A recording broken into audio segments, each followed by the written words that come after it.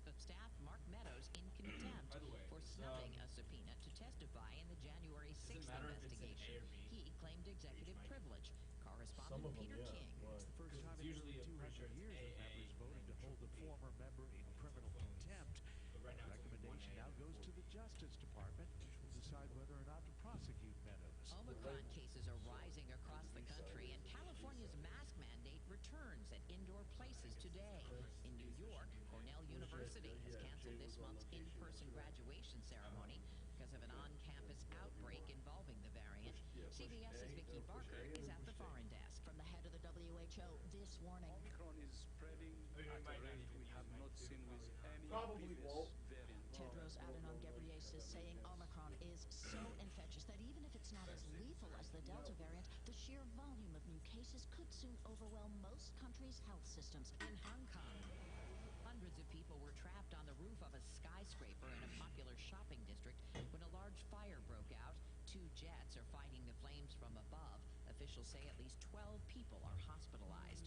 Powerful winds are blowing through parts of the Midwest today. CBS meteorologist David Parkinson. We're looking at wind gusts in excess of 80 miles an hour potentially in parts of Iowa and Minnesota. Southern California is getting hit with torrential rain that's triggering mudslides in places like Silverado Canyon. Started bouncing off these Can you walls pull like up a on the slip and internet slide. stream Avalanche the warnings are in YouTube effect in parts of northern California Nope, that a have different found more one. than 6 feet of snow. Oh, I since definitely Sunday want that night. one.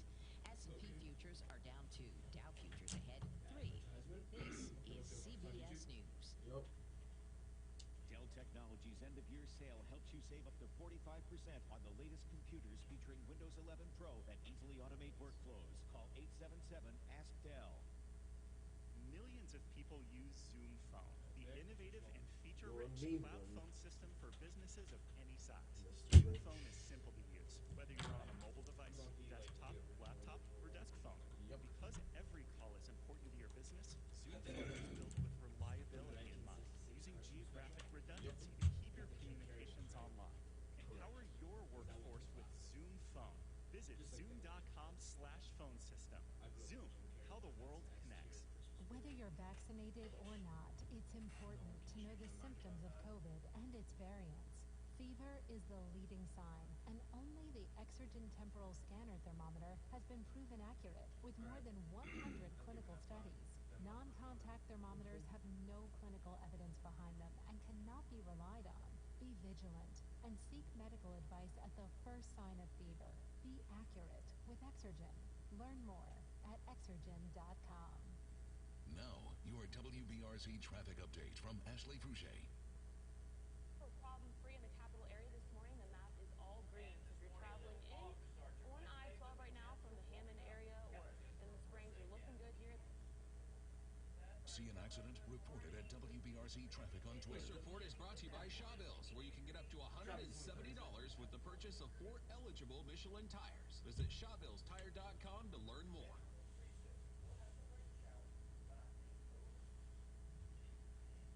Yeah, there's not going to be a whole lot of traffic for the rest of the year. They're going to be short.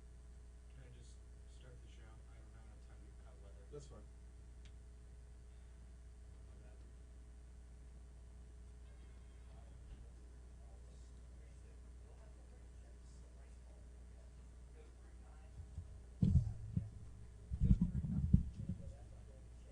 This is Mornings with Brian Haldane. How are you? I'm really quite sick. Mornings are for coffee and contemplation. News and newsmakers. Coffee and contemplation. Traffic and weather. I've been sitting here for 2.5 hours and I still don't know why. Good morning. Great day in the morning, people. Oh, and in case I don't see you, good afternoon, good evening. Start your day with Baton Rouge's hub for information and opinion. Yeah, well, that's just like your opinion, man. Here is Brian Haldane. 6:05, Talk 107.3 FM, WBRP. Good morning, everybody. Brian here with you, Jake producing. We call it Mornings with Brian Haldane, and we are off and running on this Wednesday morning, December the 15th. 10 days. 10 days until Christmas. I would love to be a little bit fired up. Actually, I would love to be completely fired up about Christmas, but here's the thing. We did not have a weather forecast coming in. I'm going to go ahead and give it to you now. And I got to tell you, it is the weather that is holding me back from the full-on Christmas spirit. At 6:06 in the morning, we are at 66 degrees in downtown Baton Rouge. Before the day is done, our projected high, 77.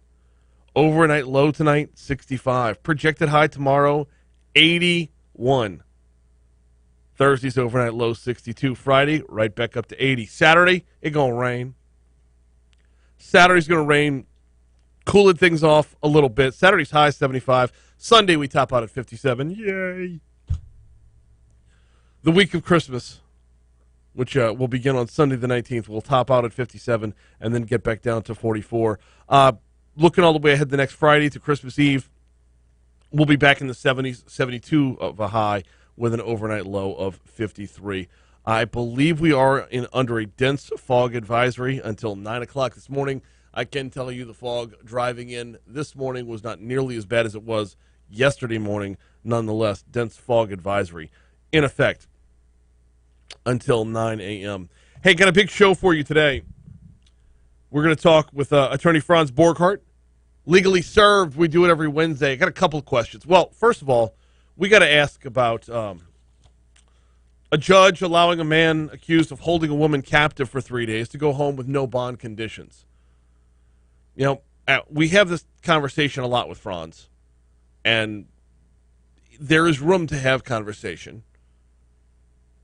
But we're seeing it again and again where a lot of crime is committed by people who are out on bond. Bond was just skipped right past, whatever the case might be.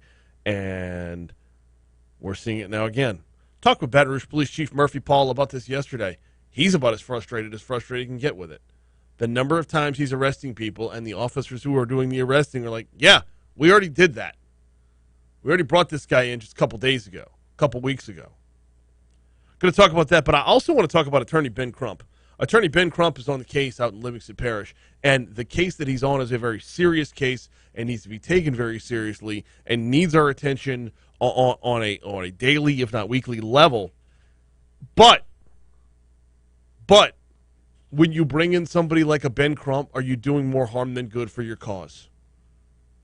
Does the circus become more important than the case that is actually at the center of all of it? I want to talk about that as well. Also on the show today, Brian Trascher is a spokesperson for the Cajun Navy. They are en route to Kentucky to go help out. Cajun Navy always willing to step up. I don't know if the difference between the Cajun Navy and the United Cajun Navy when it comes down to this. All I do know is that when people from Louisiana are looking to lend a helping hand, we like to give them a greater voice, and that's what we're going to be talking with Brian about. Also, probably going to ask Brian a little bit about why we're sending the Navy to a landlocked state. But that's neither here nor there. Dr. Amy Rabalais from Auctioner is going to hop on board at 7:35 to talk about the Omicron variant. How much do we actually know about the variant? We are learning very, very quickly when it comes to the Omicron variant. Dr. Amy Rabalais joins us at 7:35. Today is the beginning of the early signing period for college football. What do things look like for this year's LSU recruiting class? Hunt Palmer, host of Hunt and Hill, going to join me at 8:15 to talk about that. And then we'll wrap things up with Will Fulton. Wrap up our guest list, I should say, with Will Fulton. Will Fulton, you might know him from Thrillist. He has the Thrillist Explorers podcast. If you're not familiar with Thrillist online, check them out. They churn out a ton of a lot of fun content, and I really want to talk about a travel podcast in the midst of the pandemic. That's all as the show wears on this morning. Getting us back around to the weather, though, 66 degrees to start the day off. I mean, it's really difficult to be in the Christmas spirit when the weather is like it is. But I got to tell you, I'm not as bad off as some this morning. And Jake, can I get a little music to accompany this next news story?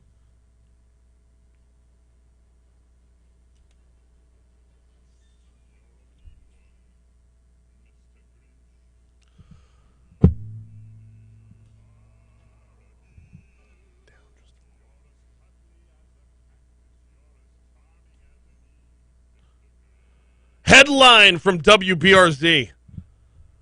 Larger-than-life Santa Claus stolen from Baton Rouge law firm.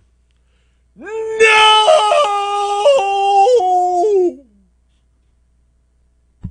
Outside of Gordon McKernan's law office, tucked off of Corporate Boulevard, several large inflatables, including the Grinch and Rudolph, greet nearby drivers, though one of those is now missing after being stolen overnight Monday. Quote, everybody was kind of shocked when we saw some of our guys sent out an email saying, Santa was taken! Santa! I know him. Alex Ludwig, director of marketing for the firm, said. Around 1:30 Tuesday morning, security video captured a figure near the interstate deflate and make off with the 20-foot Santa Claus inflatable. A lot of people thought they came up from the backside. When they figured out they took him from the interstate, it was even more shocking that someone would be able to get in from the interstate in the middle of the night in a well-lit, heavily traversed area and take off with a 20-foot tall inflatable. On their crusade for Father Christmas, the thief tore apart a chain link fence before deflating Santa. It appears the culprit stuffed Santa into a garbage bin before heading back towards I-10. The folks at Gordon McKernan are offering a $2,000 award for the return of St. Nick. I don't know what possesses someone to steal a 20-foot Santa, but there can't be a whole lot of forethought here. Because I don't care where your end destination is, it's an inflatable. You're going to want to use it. And when you do use it, all of a sudden, one day you will not have a 20-foot Santa Claus in your front yard, and the next day you will have a 20-foot Santa Claus in your front yard. Your neighbors are going to know what's up. Your neighbors may well want an extra $2,000 for their Christmas stockings. Or maybe this guy could just return it and collect the reward himself. Or maybe his heart can just go 3 times larger, as was with the Grinch. All right, we got to take a break. We got sports when we come back, and there's a ton to talk about sports. Hey, before we take that break, though, it's not too late to get your catering orders in over at Methern's Market. Either location of Methern's can help you out. Downtown on 3rd Street or Nicholson at Skip Bourbon Drive. I love telling you about the Nicholson location because it's still kind of the best-kept secret around campus. It's on campus, but it's not just for students. I mean, yeah, there's like student apartments all around it, but it's not just for students. And it's this easy in, easy out in the Nicholson Gateway Shopping Center. And, oh, by the way, they've got a terrific lunch counter as well, but that's not what we're talking about today. What we're talking about is giving them a call at 367-6074, 367-6074. Get your catering done, not just for your Christmas parties, but maybe plan ahead for Christmas Day as well. Maybe take a little bit of that load off of your shoulders when it comes to your holiday meals. Not to mention the fact they are a full-service grocery store. So if you are handling all the cooking, swing by Methern's. Nicholson in the Nicholson Gateway Shopping Center, right across the street from Tiger Stadium is Methern's Market. Get Mux-Max and less tax during happy hour at Modesto. Join us Tuesday through Friday, 2 to 6 p.m. for $10 20-ounce margaritas and dip trio with $5 drink specials and $6 seasonal cocktails. Eat Modesto, $39.30. Did that Grinch show up on... Oh, my God, I forgot my coat downstairs. I got to get my coat. I'm so cold. Did Grinch show up on YouTube? Okay, good.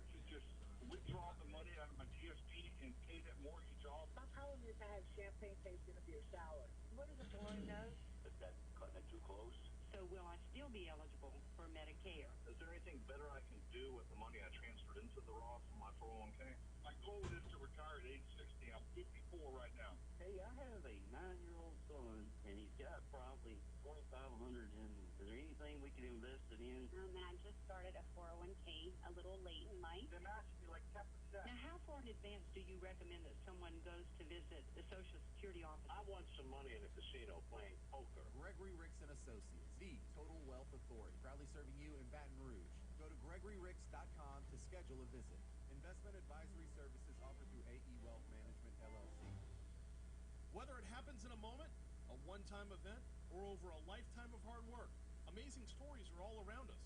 I just decided to record some of them.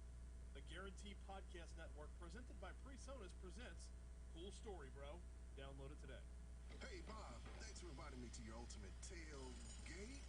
I thought we were going to watch the game. No, I said come check out the ultimate tailgate in my Chevy Silverado. It's the available multi-flex tailgate. Bob, this isn't a tailgate. Sure it is. It flexes into 6 different configurations to help you work harder. So you didn't invite me to an ultimate pregame tailgate then? Would you have come if I said otherwise? Probably not. The Chevy Silverado with available multi-flex tailgate, the strongest, most advanced Silverado ever. See your Super Chevy dealers today. Talk 107.3, the new flavor of talk. Hey, Dave Ramsey here. Every day I talk to listeners from all walks of life about their journey to financial freedom and how they can get there. But right now, I want to take a minute and talk to all you local businesses out there. Guys, it's going to be okay. We're going to get through this. I think Congressman Graves is going to be off, though.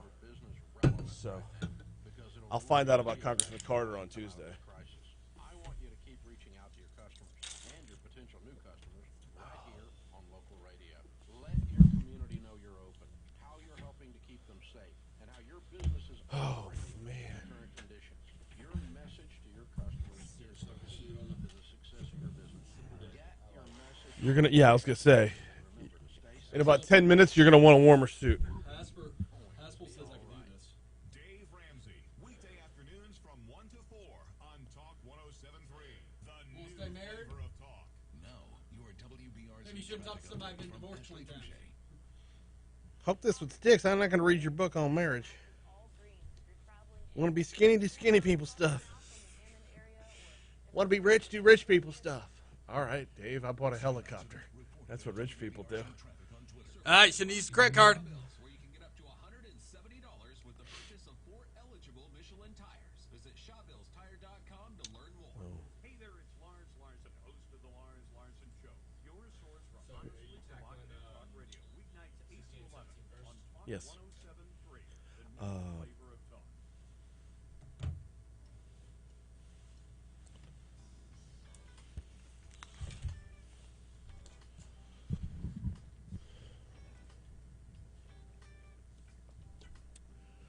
618 Talk 107.3 FM WBRP. Today is National Signing Day. We're going to get to more of that in a minute. First, though, while we're talking LSU football. No, actually, first, LSU basketball last night was bonkers. 40-point win. 89-49 your final score. LSU beating Northwestern State. It was ridiculous. 4 guys in double figures. Penson was off the chain. So was Efton Reed. It just a complete game all around. Now, that being said, Northwestern State is to do, so I wasn't expecting to see a tight game. But this was one of those fine-tuning games where everything is you want everything clicking 3 games before conference play starts. And everything was clicking 3 games before. I was a little bit surprised Will Wade waited as long as he did to clear the bench. And basically the last media timeout, 4 minutes to go in the game, was when he got everybody out and everybody in. So LSU basketball now 10-0 on the season. LSU football has started bowl practices. They're getting ready to play Kansas State in the Texas Bowl on January 4th. Max Johnson's in the transfer portal, so who's going to start for the Tigers at quarterback? Well, interim head coach Brad Davis says they hope it's Garrett Nussmeier, even though if he plays another game this season, he could lose his red shirt. You know, we have a multitude of quarterbacks taking reps during practice, Garrett Nussmeier being one of them. You know, we're working through some things right now to be able to have him play for us and still maintain his red shirt. And so that's something, obviously, that's in process. You know, and so, you know, if that were denied for whatever reason, we have some contingencies in place. We will be able to move the football and execute our offense. Going to pick this up after the break, but the long and the short is they're looking for a waiver.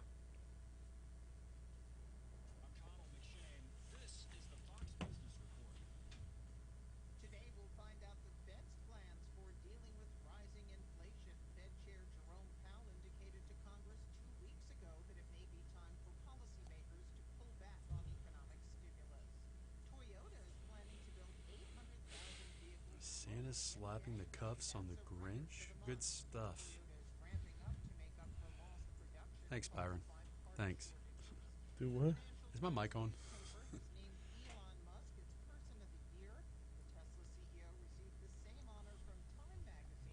Okay. I don't think they were stolen. I think they witnessed Grandma getting run over and rushed to the scene to hand out business cards. Afterwards, they contacted Franz for a new gig. Oh, Byron's on a tear this morning.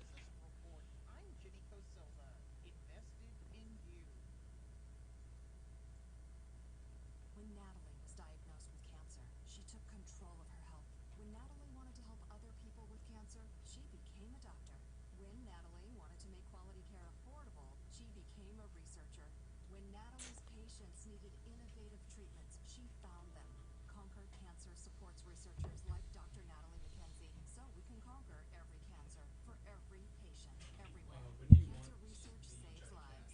Learn more. In the last story of the Outside In.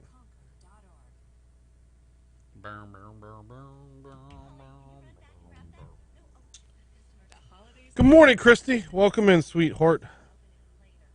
How's Christy doing? She's doing well. She's been hitting the gym every morning at 5.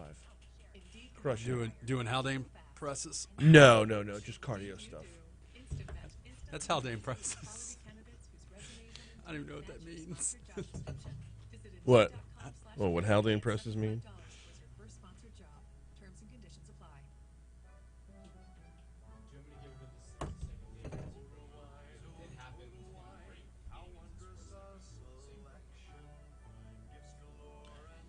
Yeah. You know, I've decided. Why am I letting Gordon McKernan, Dudley DeBosier, Morris Bart, E-Guarantee, why am I letting these guys have all the fun?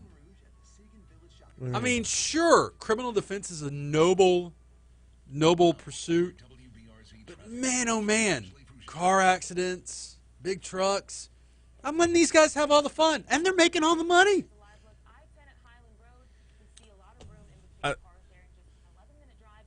I feel like maybe my path is mistaken. You want to go into Is it that much of a stretch for you to personal injury? Is it that much of a stretch for you to imagine me doing what they do? No. Self-promotion? Not a problem. Check. Oh, we're going to talk about that. What? Self-promotion. Oh, Ben Crump. Yeah. I live in. You what?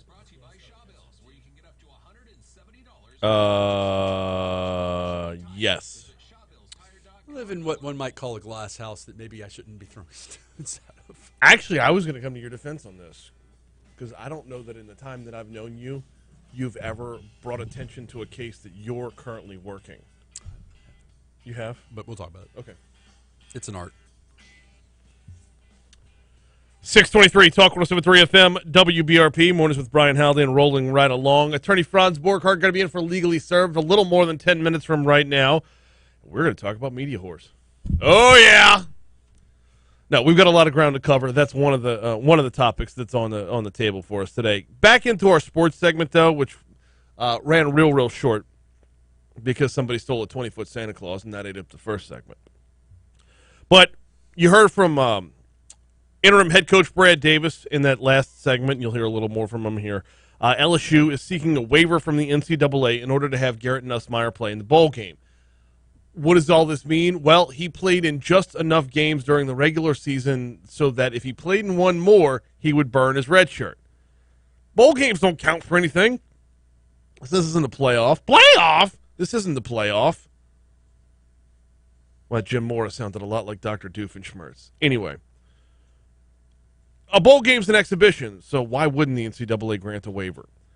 Now, if his waiver's denied, who's going to start at quarterback? One of the names that keeps coming up is Jontre Kirkland as a possibility. Kirkland's a former quarterback for Lutcher High. Davis says Kirkland will play in the bowl game, but didn't say which position. We expect him to play. You know, he's done a phenomenal job all year. He's worked his butt off. You know, he's definitely in the plans for us. So I'm excited about him. He's got an unbelievable. I mean, I can't really just speak highly enough of him and the way that he works and goes about his business. So fired up for him to have an opportunity to go out and compete for this team. You know, there's another guy on that roster. There's another guy that's made his way all the way in the starting lineup. There's another guy on offense who also played quarterback in high school. It's neither here nor there, but go look up one Jack Mashburn's highlights. Yes, sir. It's always going to come back around to my St. Paul's Wolves and Jack Mashburn. Actually, that's not a bad idea. Mashburn was he went to SLU as a quarterback before transferring over to LSU. Also, since we're doing sports a little more, today is the first day of the early signing period for college football. Tigers have 10 whole commitments as they've suffered several decommitments with Ed Ogeron's departure. Billy Embody with Go247 Sports expects LSU to sign more than 10 players during the early signing period. You look at prospects like Quincy Wiggins, who appears to be trending in the right direction for LSU. You look at Kendrick Law out of Captain Shreve, one of the best athletes in the country. Things are trending well there. Still very much an LSU, Alabama, Florida State battle. And then you have in-state prospects like Jordan Allen and Landon Ibieta, who just picked up offers. 2 5-star prospects are expected to sign: Neville offensive tackle Will Campbell and St. Thomas More's quarterback Walker Howard. Walker Howard, of course, the son of Jamie Howard, former LSU Tiger.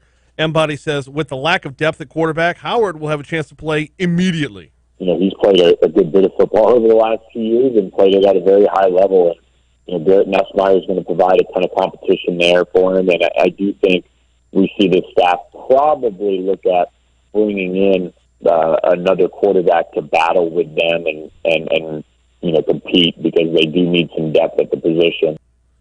One area that LSU is in need of as well is the offensive line. Embody expects LSU to sign at least 4 offensive linemen in the early signing period. Bo Bordelon's going to be a developmental guy, I would think. Fitzgerald West is going to be a developmental guy, and that's okay for the offensive line with how those positions are and how we see guys, you know, maybe blossom later in their careers. But LSU has 2 really, really impressive players in Will Campbell and Emory Jones, who you would think can compete right away. Now, that being said, and yes, the early signing period is open as of 9 o'clock this morning. We're going to talk about a lot more with Hunt Palmer at 8:15. That all being said, early signing period, any national signing day doesn't mean nearly as much anymore because of the free agency. I'm sorry, because of the transfer portal. Did I say free agency? I totally meant to say transfer portal. That was totally a mistake.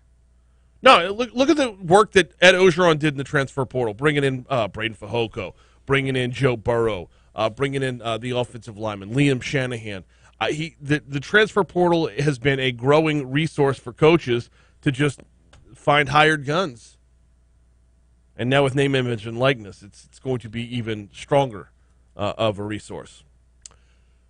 628, Talk 107.3 FM, WBRP, shifting back to news, and you're going to hear more on this in our news from Louisiana Radio Network at the bottom of the hour. Governor John Bell Edwards says despite a House committee's vote against adding the COVID vaccine to the school immunization schedule, he's moving forward. The governor put out a statement yesterday. It'll go into effect for fall of this fall school year. And like all vaccines, parents will have the ability to have their child opt out of the vaccine. It'll be up to parents to decide whether their kids get vaccinated or not. That's consistent with the way we do other vaccinations as well, and we're not going to change that. This is probably going to be the most overblown story of the next week. Because the quote-unquote mandate itself, you can opt out for health reasons, religious reasons, or, get this, philosophical reasons. Look, there are philosophical reasons to prefer the new A-Team movie over the old A-Team TV show. This is going to break down into next to nothing. Yeah, I know nobody would prefer the movie over the TV show, Franz. Don't give me that look. I enjoyed the movie. Oh, God. Sorry. Then Miami Vice? Remember when Colin Farrell and Jamie Foxx tried to be Sonny Crockett and Rico Tubbs? I need Don Johnson. Golly, that was so... Jamie did an admirable job. Yeah, barely. He was no Philip Michael Thomas, thank you very much. But also, it's only for kids 16 and up. This isn't like your 3rd grader or your 4th grader is going to have to get vaccinated. This is 16 and up. And you can opt out if you don't feel like it, if the wind's blowing the wrong direction that morning. It's basically the equivalence of signing a permission slip to get you out of it. House Speaker Clay Schexnayder, who's been on the record against COVID vaccine mandates, told members of the House Health and Welfare Committee that asking to opt out of the vaccine is too cumbersome, though. Parents should not be forced to go through the process of jumping through hoops to opt their children out of the COVID shot. Let me say that as clearly as possible. The COVID-19 shot should not be added to be required for schools. He didn't say cumbersome in that soundbite, but his take is it shouldn't be there in the first place. It's going to be an easy out, but his take is it ought to be an easy in instead of an easy out. Anyway, I tell you what, you're probably going to hear more about that in 60 seconds from right now. News coming your way. We'll start with CBS. You know what? I'm surprised we haven't talked more about. What? The Supreme Court decision with regard to the Texas abortion law. I didn't know not you wanted so much about the abortion law, but like California now looking at that decision and the governor saying, you know what, I'm going to pass a law similar to about assault rifles. The law of unintended consequences.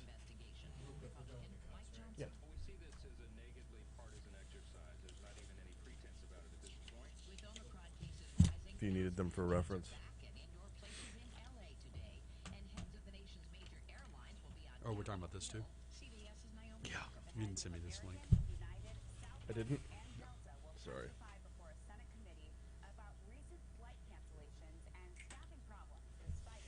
Hey, kill the mics for a second.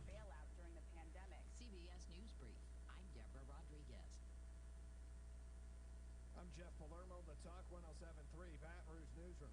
Governor Edwards says despite a House committee's vote against adding the COVID vaccine to the school immunization schedule, he still plans to do so. The rule will go into effect for the fall of 2022 school year. And like all vaccines, parents have the ability for their child to opt out. It'll be up to parents to decide whether their kids. He had a different tone yesterday.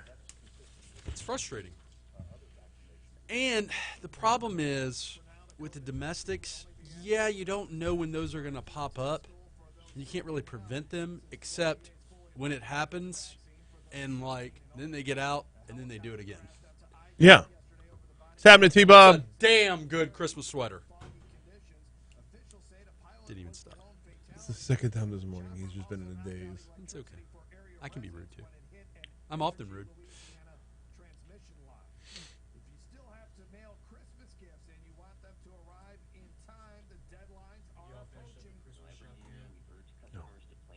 I need to. Not everything's going to come in on time, but I've got an idea of all the Christmas gifts I need to get.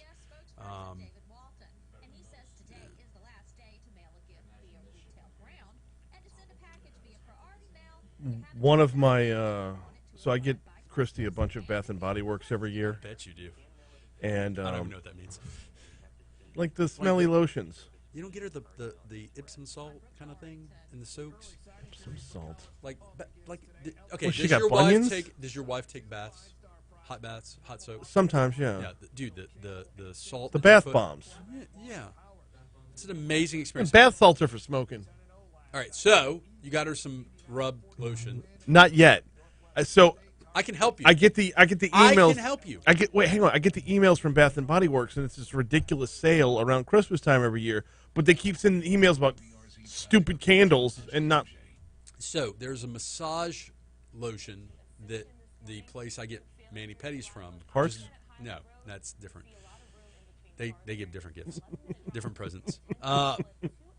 They had this massage lotion, which I am not going to use, and it has a good smell to it. It's the stuff they rub on your legs when you're getting a pedicure. I've never gotten a pedicure. It is not going to. Yeah, I don't know what to say about that, man. It's a game changer. Getting a pedicure is like one of the best things in life. It really is. It's the way you feel when you stand on a big 18-wheeler truck. That's the kind of feeling a pedicure feels. You stole Santa Claus. Gordon stole his own Santa. I know. I mean, that was my first thought. Doesn't take Columbo to figure this one out. It's like Jesse Smollett. Subway? Just one more. Sandwiches? just one more question.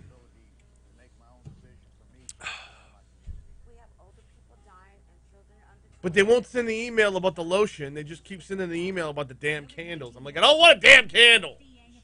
For information, visit covidvaccine.la.gov.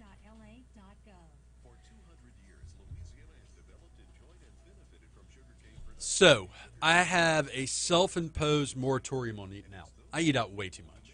I don't know if you've noticed I've been cooking a little bit more than I normally do. And I've been trying to see if I can make it to Thursday without eating out from Sunday. So far, so good. I just never realized how much I ate out.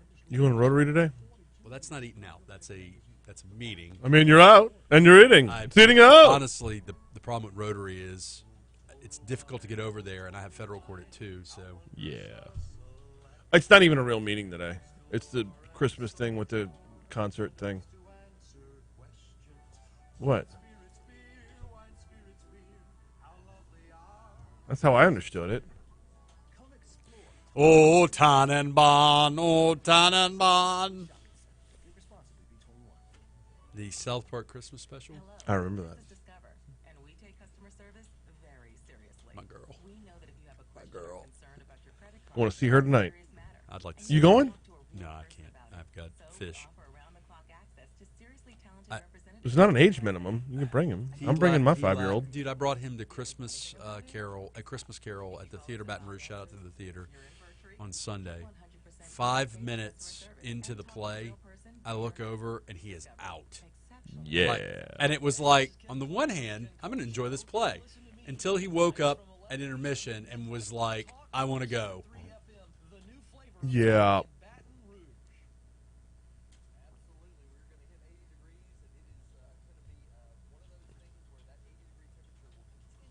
$80. When I going tell to them, H-Town please this weekend. raise up off these NUTs because you get none of Nutcracker. these at ease. I'm going to go see the Nutcracker in Houston. There's good food there. There's good museums. Everything's bigger in Texas. That's what I hear. The nuts are bigger. Therefore, the nutcrackers are bigger. Huge. Huge.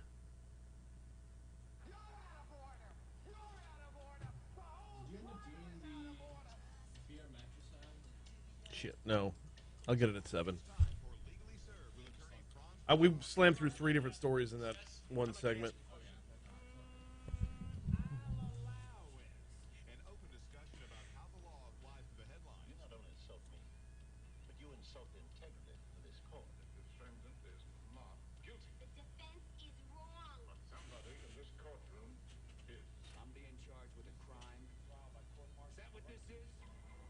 I'm being charged with a crime. Legally served with Franz Borghardt. Don't tell me what I know and don't know. I know the law. 638, Talk 107.3 FM, WBRP. Time for Legally Served. Time to welcome in attorney Franz Borghardt. Franz, what's happening, man? Good morning, fellas. Good morning. Good morning. We've got a couple of different topics to talk about, and I cannot help but start with Ben Crump. You don't want to start with Gordon stealing his own Santa. You've already done that. Wow. Ben Crump. Wow. Okay, I didn't say it out loud or on the record Dude, or anything. Hiller but needs to appoint me as a special prosecutor. I'll find justice in that. Are you on the Santa Task Force? I'm on the Santa Task Force. Okay. All right, so Ben Crump. Ben Crump. National, I don't want to say superstar. No, but that's kind of where we're going with this. Attorney. He is a high-profile attorney.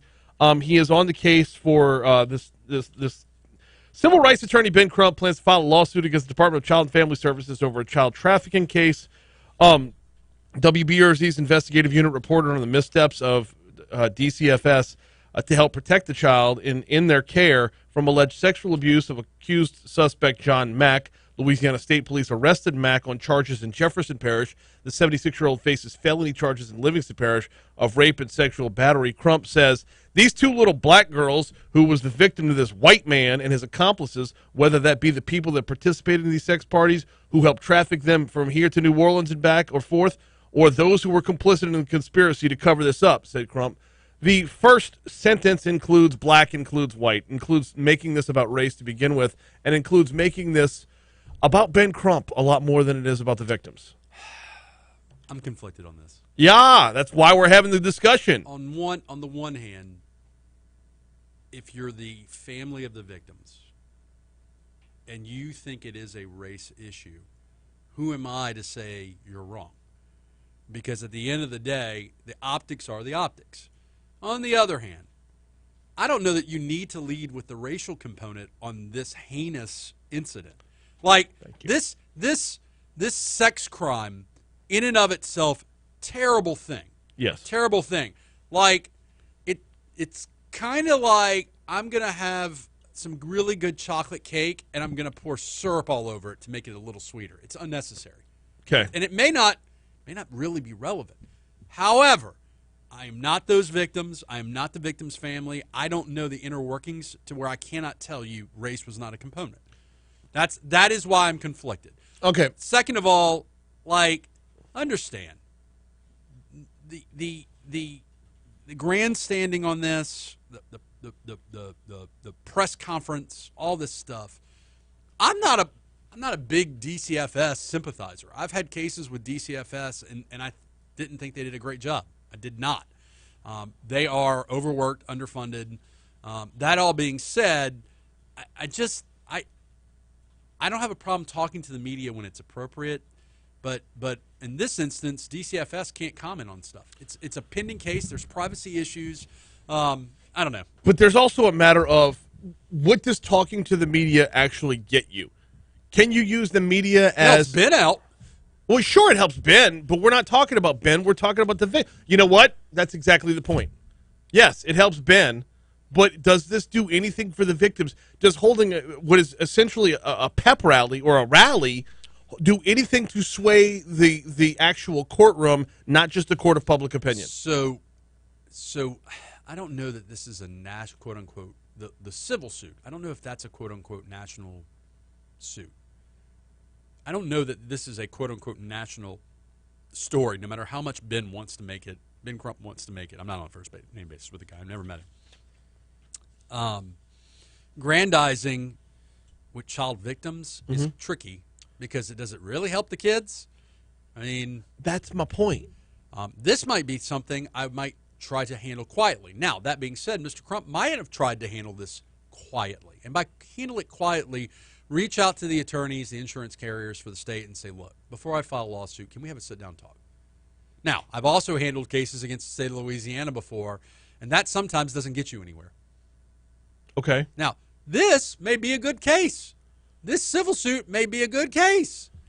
From a criminal side, John Mack has already been charged. Correct. Due to political ties, Livingston Parish District Attorney Scott Perilou recused himself from handling the prosecution of the suspect's charges in Livingston Parish. That means things are already in motion. Riddle me this. What? Let us have a moment of continuity from last week's episode. I don't remember last week's episode. Last week's episode, should the state of Louisiana be held accountable for the crimes that happened against these kids in a criminal arena? Oh, yeah. Should parents be charged for their kids' crimes? The state of Louisiana, the agency that is tasked with protecting the children, the youth, the innocent, that blatantly failed to do that, is that negligent such that it should have criminal liability? Just trying to have continuity from week to week. No, it's an interesting question because I don't look at the state government as my mama and my papa. Because the truth of the matter is the Ben Crump piece, to me, and I know why we're talking about it, the Ben Crump piece, look, and again, I'm careful with the rock that I'm about to throw because I'm a self-proclaimed media whore. Yeah. The Ben Crump piece is not the interesting conversation to me. The interesting conversation is, should the state of Louisiana be liable? And should there be criminal liability?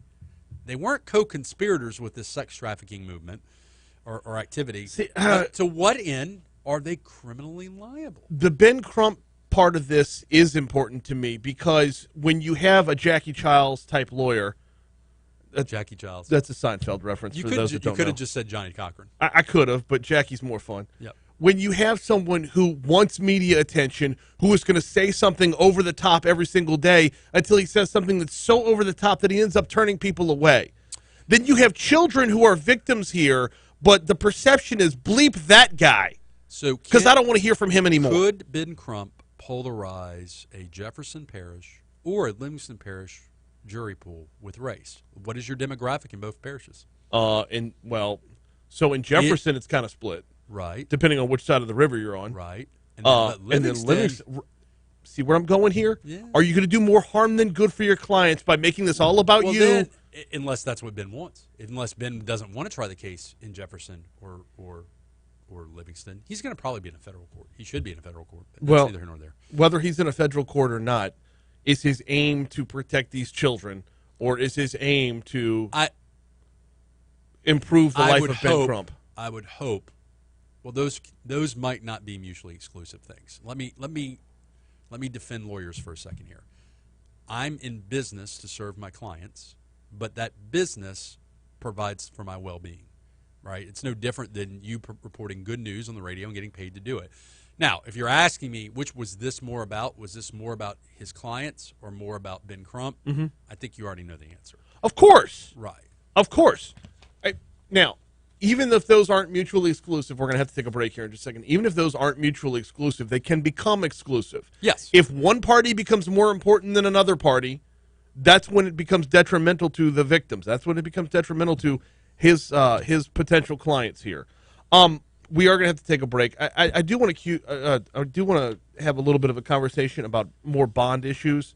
You said more bond issues, not bondage issues. No, I said bond issues. Okay. I'm just making sure we're changing stories. That would be changing stories a lot. Feels a lot. gross. I'm sorry. We do need to take a break, though. We're going to check traffic. We're going to check your money now. This is Legally Served as part of Mornings with Brian Haldane. He is attorney Franz Borghardt. We do this every single Wednesday at this time, and we'll be right back at it next, right here on Talk 107.3 FM, the new flavor of talk. I don't think I've ever done a press conference. I have talked to the media clearly, both in a legal commentary capacity as well as talking about at the courthouse steps about something that just happened in court. During the Max Gruver death criminal case, I was pretty heated outside of the LSU police station. I had a moment, but that was not a press conference. There was a swarm of media people, and I answered some questions and then very much made a statement about what I thought about the media being present to a bunch of young men getting arrested who could have been issued summons. But I've never done the press conference thing. I don't know. So here's the thing, though. Here's the thing. You file a civil suit, and if you file the civil suit right, it says everything in the civil suit you would want to say at the press conference. Right. And then you can talk about, hey, we filed the civil suit. Right. I don't.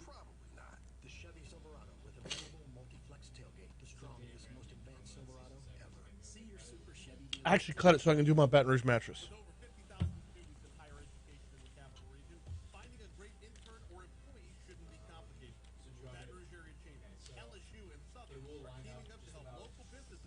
With Dave Ramsey it will, but without Dave Ramsey it will. Yeah. Yeah.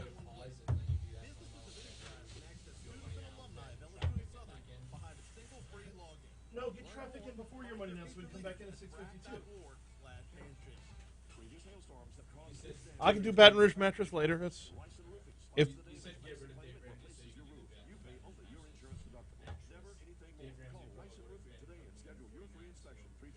Yeah, then get rid of it and play your traffic before your money now. Guarantee Broadcasting Christmas party? What about it? Are they doing lunch or are they doing a party? I missed it. Okay. It was Thursday. It was Thursday before last.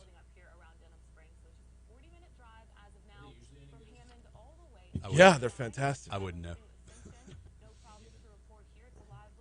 How about the Borghardt Law Firm party? I don't throw a Christmas party. Too busy stealing inflatable Santas? Nope. I normally do a small lunch with another person I went to law school with. And we do a very small, like the two of us go. Because it's comical that we don't throw a Christmas party. Yeah. And I really don't. That Christmas party is not. I did go to the Peyton Murphy Christmas party. That was interesting. See an accident? Reported at WBRZ Traffic on Twitter. This report is brought to you by Shawbills, where you can get This whole Santa Claus thing. I don't know. It smells of Jesse Schmouillet. It kind of does. Did Gordon have two Nigerians steal Santa? Sandwiches? That's the Facebook post right there. Oh, yeah, Frank, find out what Kanye West is right now. That's the best line of the whole thing. Yeah, I know. Can you imagine being two, like, seasoned detectives? Did Gordon have... That's my Facebook post. Did Gordon have two Nigerians? In MAGA hats.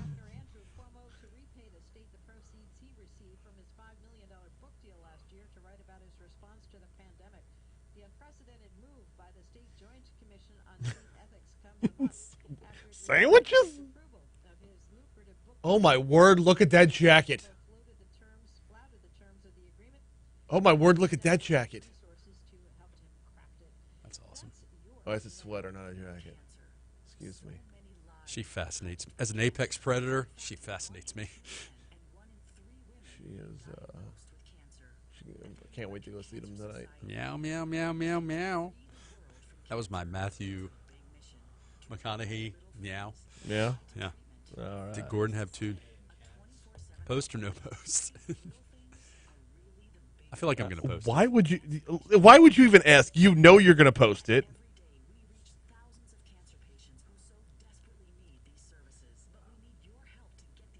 Alcorn State's 0-7. Oh my! This game's going to be over. My daughter might play tonight. I was talking to someone about whether or not the basketball games function the same way as the football games function when you have a small school that has a losing record coming into play, like a bigger team. Mm-hmm. Is it a, hey, they're getting the university's getting money to come here to get their butts stomped? Oh, I don't know the answer to that. No, football, I know that happens. That's the thing, right? Yeah, rent-a-wins they're called.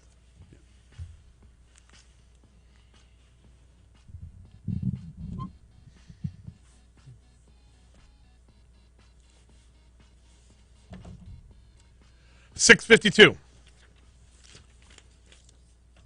Legally served as part of Mornings with Brian Haldane, rolling right along. Attorney Franz Borghardt here with us for another 8 minutes or so.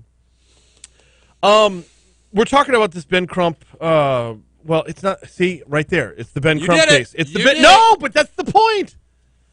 We're not talking about a Ben Crump case. We're talking about a. It takes a special kind of attorney to turn a sex trafficking criminal matter into something about himself. Yeah, it takes a special attorney to do that. So, dare I say, the kind of attorney that perpetuates the stereotype. Yeah, and isn't that kind of where I'm going with the whole thing? And again, that is self-proclaimed media whore here. Okay, well, I can't believe I'm about to say this. Hey, Franz, let's make this about you. Yeah. Okay. To your credit, in the time that you've been on the show with me, I don't know that you've ever brought one of your cases to the forefront as a rallying cry. I don't know that you've ever. I don't think you have, at least not within this format, gotten on the microphone and said, "This needs to happen with this because of this case that I'm that I'm working." Like, you've never used this as I'm very bully pulpit. And in fact, I'm very cautious. If you'd agree with me, I'm very cautious about talking about the active cases I'm working on the radio. Well, I mean, to pull back the curtain on the show a little bit, there are times where you will walk in the morning, you'll write something down, say, I can't talk about this one. Right. One, I'm biased. And look, I'm biased justifiably, so I represent someone, I care about them, I believe in them. My take on this is, if you're a good attorney, and there's ethical rules and rules of professionalism that we don't have time to go into. Mm-hmm. My take on this has always been, you can talk about the things that happen in the courtroom. Mm-hmm. You know, we're excited about the ruling by this judge, or we think the judge got it wrong, but we're going to keep fighting, or yeah, we filed this suit, we believe we need to get our clients justice. I don't have a problem with you talking to the media if it's as a result of you doing something, right, not about to do something. Hey, I'm about to use the bathroom. Yeah, I got some Febreze in there. It's exciting. Right. It's exciting. No, file your suit, then you can talk about the suit that you filed. But I want both sides to get a fair trial. Okay, I know both sides don't care about getting a fair trial. Both sides just want their side to get a good trial, not the other side to get a fair trial. Right. That's just the reality of the situation. So I'm very careful about how I criticize media use, because I use the media sometimes, but in the same breath, I think this is the wrong way of doing it. Crump needs to file his suit, and then he can talk about it. Now, why drum up? The reason he's doing it before he files a suit is to possibly have a settlement conversation before he files a suit, and to get attention. And to get attention. Not or. No, and to get attention. And that's an important point there, is that, well, number one, if you're doing it to help build your case for a settlement, then what you're doing here is you're bargaining for dollars. I mean, that's... Well, and it goes back to, if you make it so there is a in 2021, if you make something about race or sexual orientation, there is a knee-jerk shock value to that. You know, these poor little children, not only were they molested, sexually assaulted, trafficked, and they're black. No. And if you don't care for them, then you're a racist. No. You said, and they're black on the end. He led with it. He led with it. These two little black girls who was the victim to this white man. Now, it may be, just giving him the benefit of the doubt for a second, it may be that his argument is this kind of behavior by white supremacists goes back to slave times where slave owners would do what they wanted with their black slaves. I'm not saying I agree with it, but if his theory, and who am I to look... So he's looking to build a class action lawsuit and bring in everybody who's ever been a victim ever? No. Or is he looking to defend these two little girls? He might be framing his story, his theory of the case, as this behavior, the exploitation of these children, is particularly heinous because they were exploited because they were young black children. Okay, I'm not saying that's right. I'm saying see, then say it in the courtroom. Right. Don't say it at a podium. Don't say it as a rallying cry for the general public. I've already said I would not have done the press release. No, 100%. Yeah. All right, we got about 2.5 minutes left. I've got to ask you about this other one. Sure. A man who was arrested days ago for domestic abuse, battery, and false imprisonment after detectives said he held a woman captive for 3 days was allowed to bond out of jail with no conditions and returned back to the home where the incident occurred. WBRZ's investigative unit found Judge Tarvald Smith set a $4,000 bond for Michael Graff over the weekend, but did not require him to stay away from the victim or place him on a monitoring device. So both of these crimes are misdemeanors. So if you're asking me whether or not the bond is inappropriate with regard to two misdemeanor charges, it's not.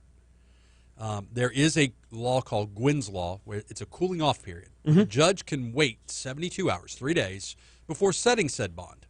Okay. Typically we see that in really, really violent domestic abuse, battery, or violence crimes. In this case, you got two misdemeanors. And by the way, a domestic abuse battery can be anything as heinous as strangling somebody, which would be a felony, or I get into an argument with my spouse and I push her. Okay. That's a domestic abuse battery. Okay. False imprisonment is you can't leave. Right. Okay. Both serious crimes. Don't get me wrong. I'm just saying the bond is not quote unquote inappropriate. So I'm not going to necessarily say that Judge Smith did anything wrong on the bond.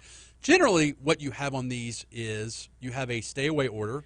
Even if it's your spouse, you'll have a while this case is pending. Yes, stay the F away from the victim. Arrest records allege Graff said he would kill the victim and threaten suicide by cop if police showed up. That's another addendum to the story. And let's add on to this: Graff was then rearrested yesterday, accused of domestic violence, and that's where we go back to the original one, where if you want to trivialize what not trivializing, I'm just telling you how it is. In Baton Rouge. 2021. Why can't it be tougher? It can be. Now, for a second subsequent domestic abuse arrest, and by the way, he wasn't charged for the death by cop comment, as far as I see. If you want a police state, we can have a police state. Or the counter argument is we need to move a little bit more towards taking these things seriously. We need to have this discussion without going to hyperbole like police state. Well, that's the two extremes, though. No. I just told you the bond for this was appropriate. Well, let's continue this conversation during news. Okay. If you're watching us on YouTube, you're going to get a whole lot more. Otherwise, you're going to the CBS World News Roundup here on Talk 107.3 FM. The second I'm not looking for the most extreme answer. I'm looking for the answer that doesn't end where Baton Rouge Police Chief Murphy Paul was sitting yesterday right where you are right now. And everyone he's arresting for crimes, and we're looking at a record number of homicides this year, everyone he's arresting has been arrested within the last few weeks or months. So you have hundreds of domestic batteries that have happened, especially since the pandemic. Yeah. That don't result in the bonding out in a subsequent domestic abuse battery. And then you have this guy, okay? It kind of rubs us all the wrong way, right? Yeah. I don't see the immediate solution of do you set extremely high bonds on every single domestic abuse battery and set all these ridiculous conditions for people that may not need it to serve the one that does need it. Now, here's the thing. I'm with you on the second arrest. The second arrest bond needs to be very serious. Yes, and we just hope that the second arrest isn't for a homicide. When 20% of the homicides this year were domestic violence. Well, yeah. Which is what makes our homicide numbers so problematic, because you can blame whoever you want to. How do you prevent domestic violence? Well, in this instance, how you prevent domestic violence is on the subsequent arrests, you draw the line and say go no further. On the first arrest, But that's the problem, though. The second arrest could likely be for that murder. Sure. But again, how do so you you haven't solved a homicide. Is an ankle, and we've had this thought before, is an ankle monitoring device going to stop you from committing a domestic murder? No. No, but an ankle device.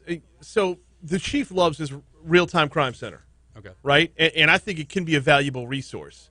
Can an ankle monitor tell police at the corner of Airline and Goodwood, can it tell them in headquarters, hey, this dude is like headed towards the place he's not supposed to be right now?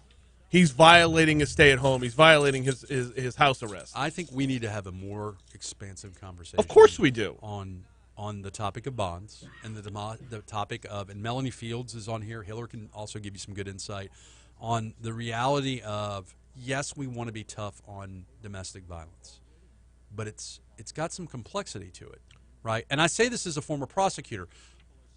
Spouse, male or female, gets the snot beaten out of them on a Monday, and on Tuesday they're saying, I love him. Please release him. Yeah. No, can you take it out of their hands? You can. Okay. But then what does that look like? Yeah, I know. If you get arrested and you're presumed innocent and you're ordered not to go around your spouse for a period of 6 months to a year, what does that look like? How do you feel about that? Yeah. I mean, it's not as easy. And look, no, I know it's not easy. That's why I want to have the discussion. I'm not saying Chief Paul is wrong. I'm not saying that you're wrong. I'm just saying it's complicated. And that's not my punning the topic. I'm just saying from a bird's eye view. And then you get into issues of, let's say they're not getting back together, they're divorcing. There are family law incentives for a victim to propel a domestic abuse arrest and conviction because that victim gets a better serving of family law stuff, for lack of better legal terms, if they proceed under a domestic violence theory in the family court. It's complicated. No, it is complicated, but there should be a full-on discussion and not just a matter of, well, what else you can do? Are you not entertained? Record number of homicides. Yes, I agree. All right, it's just. All right, I'll see you next week. Yes, sir. I'll shoot you over those documents. Good luck today. Nice suit. Haspel.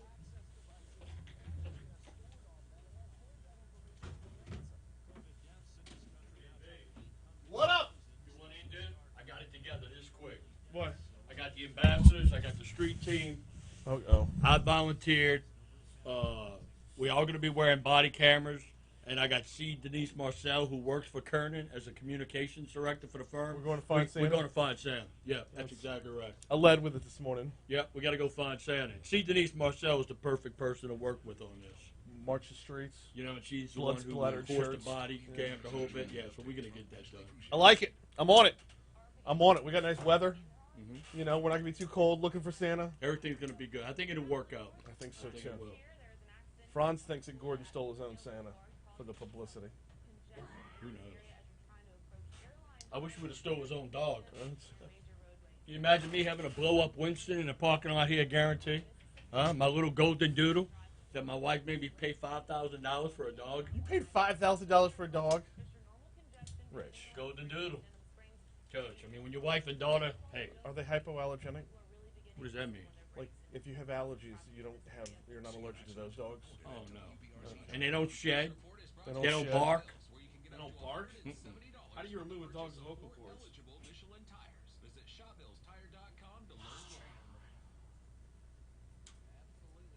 Hey, do me a favor. Tell Franz to stop posting pictures of what he's cooking on Twitter. It's not getting no hearts, dude. See, let me tell you something. If you're going to post something on Twitter, I want to see that ticker, dude. I want to see it ticking. That's the whole point. Tick, tick, tick, tick. Oh, good. Then eat healthier. Don't make me go down to Parasols and put gravy all over my face. Bro, I've been to Parasols in forever. I went to Masparrows a couple of weeks ago, B. It's not the same. No! Don't tell me that. Remember the ham? Yeah. Melted cheese? Yeah.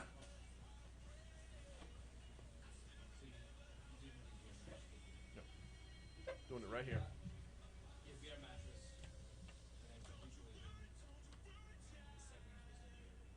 Okay. Yeah, no, still too cold in here. I'm going to have to put the jacket back on again. 7:06, Talk 107.3 FM, WBRP.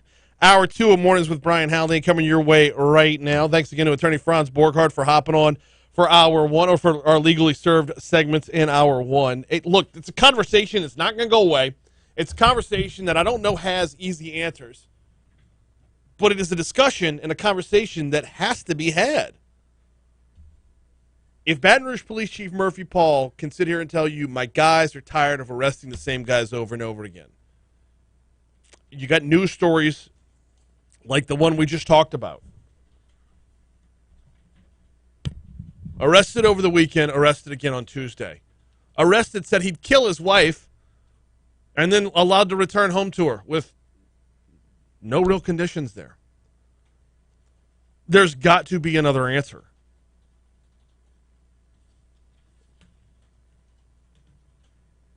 Anyway, I appreciate Franz for hopping on board. Hey, I'm going to get you to the top stories and trending in just a minute. Before we do that, though, got to tell you about the folks over at the Baton Rouge Mattress Outlet. They've got 2 locations. One's right here in Mid-City, 4065 Florida Boulevard. That's where I got my mattress, and I highly recommend you swing by there, and here's why. It's the bigger of their 2 stores. The other store, 18181 Jefferson Highway, the corner of Jefferson and Hoosier 2. You could find anything you're looking for over there, but if you'd like to test drive a number of mattresses, if you'd like to lay down, fall asleep if you can, lay down, find a mattress that's just right for you. The full Goldilocks routine. One's too soft, one's too hard, one's just right. Yes, that's what you want. The Serta Beauty Rest Black Label was what Christy and I decided on, and it has been phenomenal. If you need to give them a call to get directions or whatever, 930-5779, 930-5779, 4065 Florida Boulevard if you want to swing by. End-of-year prices are available already. If you mention you heard about it here on Talk 107.3 FM, you will also get a free delivery and a free pillow at either location of the Baton Rouge Mattress Outlet if you mention you heard about it right here. But look, start the new year off right with a new mattress from the Baton Rouge Mattress Outlet. Top stories and trending time. Let's roll.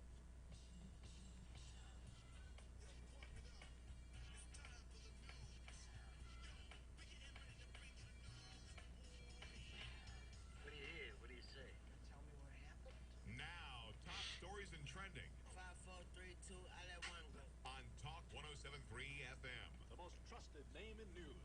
Brought to you by Complete Collision Center, with locations in Zachary and Baton Rouge.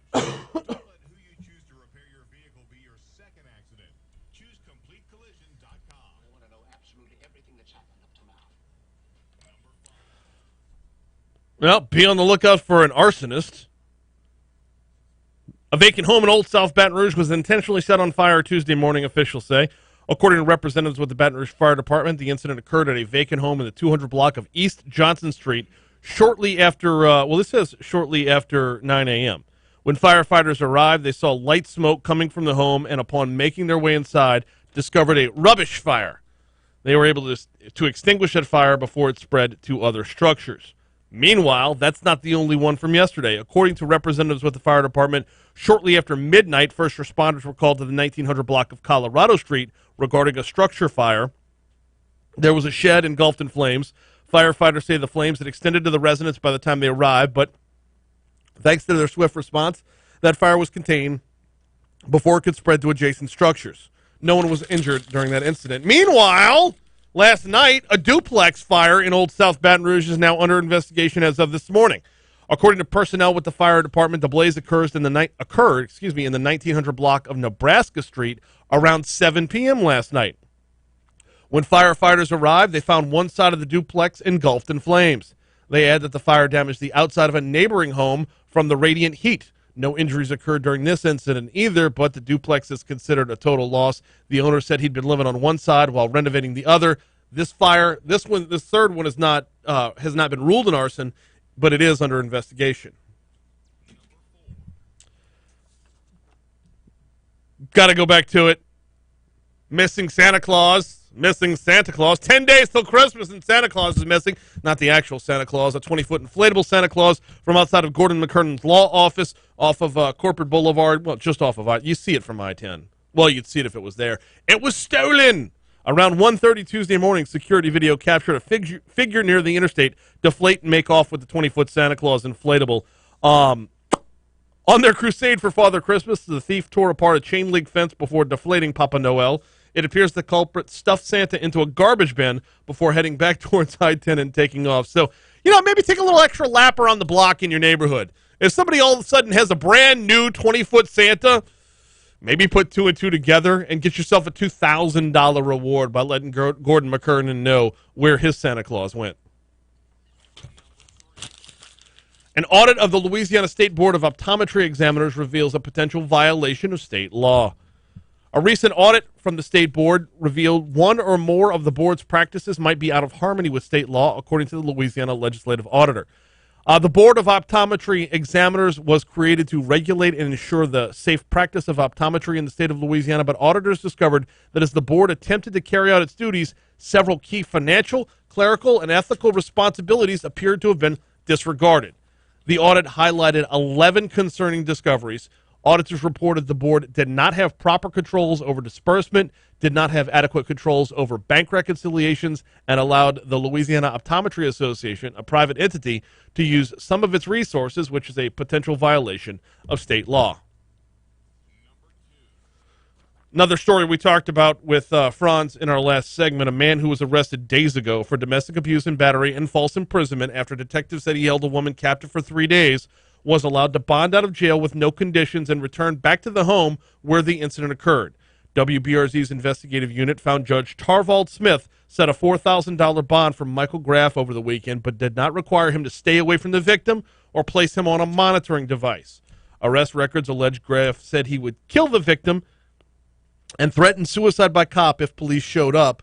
By the way, he was rearrested yesterday, accused of domestic violence and cyber stalking. Vaccines in schools. It's on its way. Governor John Bell Edwards rejected the COVID vaccines in schools. We've already got vaccines in schools. This is just adding one more.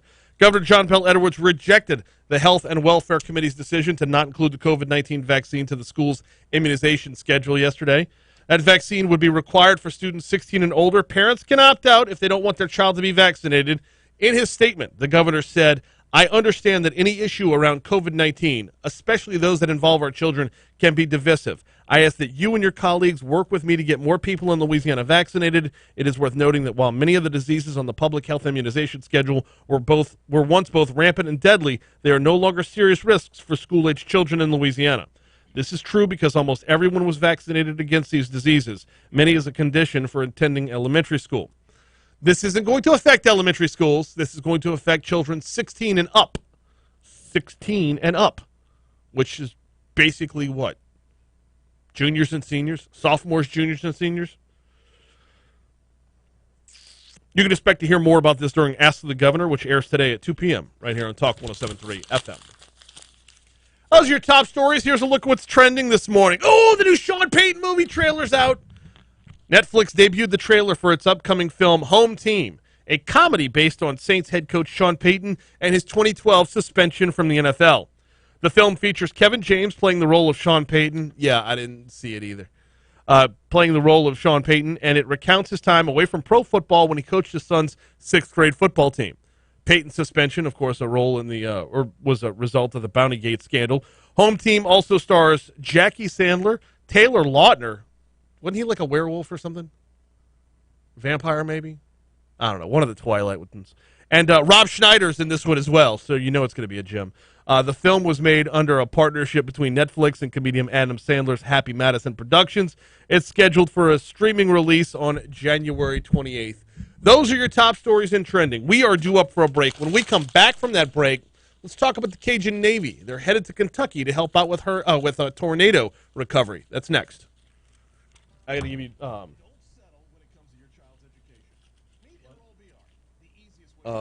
You need Brian Trascher's phone number.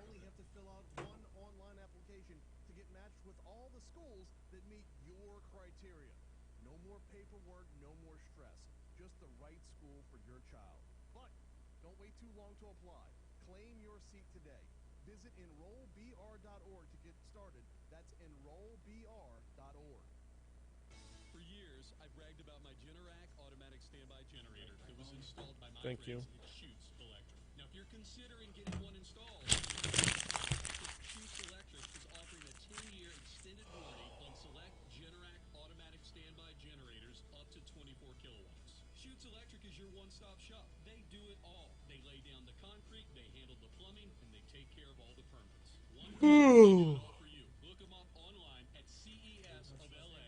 Trascher. Hey, Dave Ramsey here. Every day I talk to listeners from all walks of life about their journey to financial freedom and how they can get there. But right now, I want to take a minute and talk to all you local businesses out there. Guys, it's going to be okay. We're going to get through this together. It's important to keep your business relevant right now because it'll really affect how you come out of this crisis. I want you to keep reaching out to your customers and your potential new customers right here on local radio. Let your community know you're open, how you're helping to keep them safe, and how your business is operating in the current conditions. Your message to your customers is Well, I'm supposed to delete them. your message on the air. They're really just Remember, filler. stay safe, stay calm. We are going to be all right. Dave Ramsey, weekday afternoons from 1 to 4 on Talk 107.3, the new flavor of talk. Brian Kilmeade. President Biden punted, said things that were totally inaccurate. General Milley, General McKenzie, Secretary of Defense Austin told him this was going to happen, and it happened worse than anyone thought, and they were prepared to tell us. Eric says, "Get you a dog, Brain." No, I don't know. I can't. We're never home. I don't think it would be fair to a dog to get a dog. That's fair. Do you have any pets? No, we had a dog for a while, and it just slept on the couch like forever because we're never home. We have 3 kids, all of whom participate in different sports and activities. I've got 2 jobs, 3 jobs, 4 jobs. 1, 2, 3.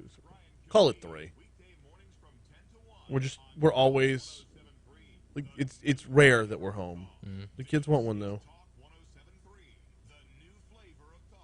Now, your WBRZ traffic update from Ashley Fouché.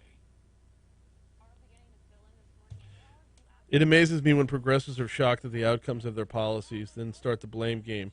Uncontrollable crime, massive debt, poor education, riots, etc. You got a fence back? Yes, I have a fence backyard. The kids don't want an outside dog, and I don't want an inside-outside dog because that's just dirty. Yeah.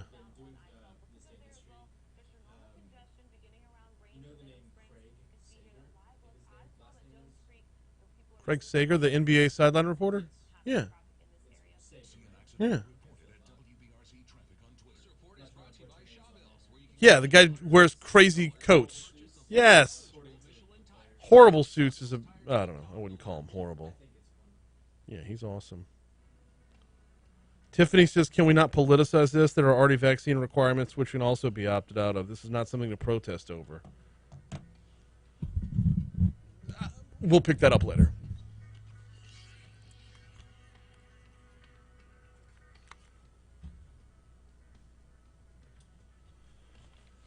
.719 Talk 107.3 FM WBRP. So we've all been following the headlines of the devastating storms, the just tragic storms ripping through Kentucky and a few other states. As is usually the case when Louisiana can lend a hand, Louisiana lends a hand. The United Cajun Navy is en route, if not already, in Kentucky.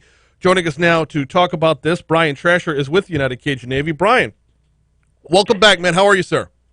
Haldane, good to hear from you, buddy. Always good to hear from you. Always good to have you on. So I got to start here. We're sending the Cajun Navy to a landlocked state. I know, yeah. Everybody is like, where are the boats? And I'm like, where's the water? Exactly. No, I say that jokingly, but there is a bigger picture here. Throughout helping with different hurricanes, floods, and the like, there are, if I can quote Liam Neeson, a particular set of skills that have been developed.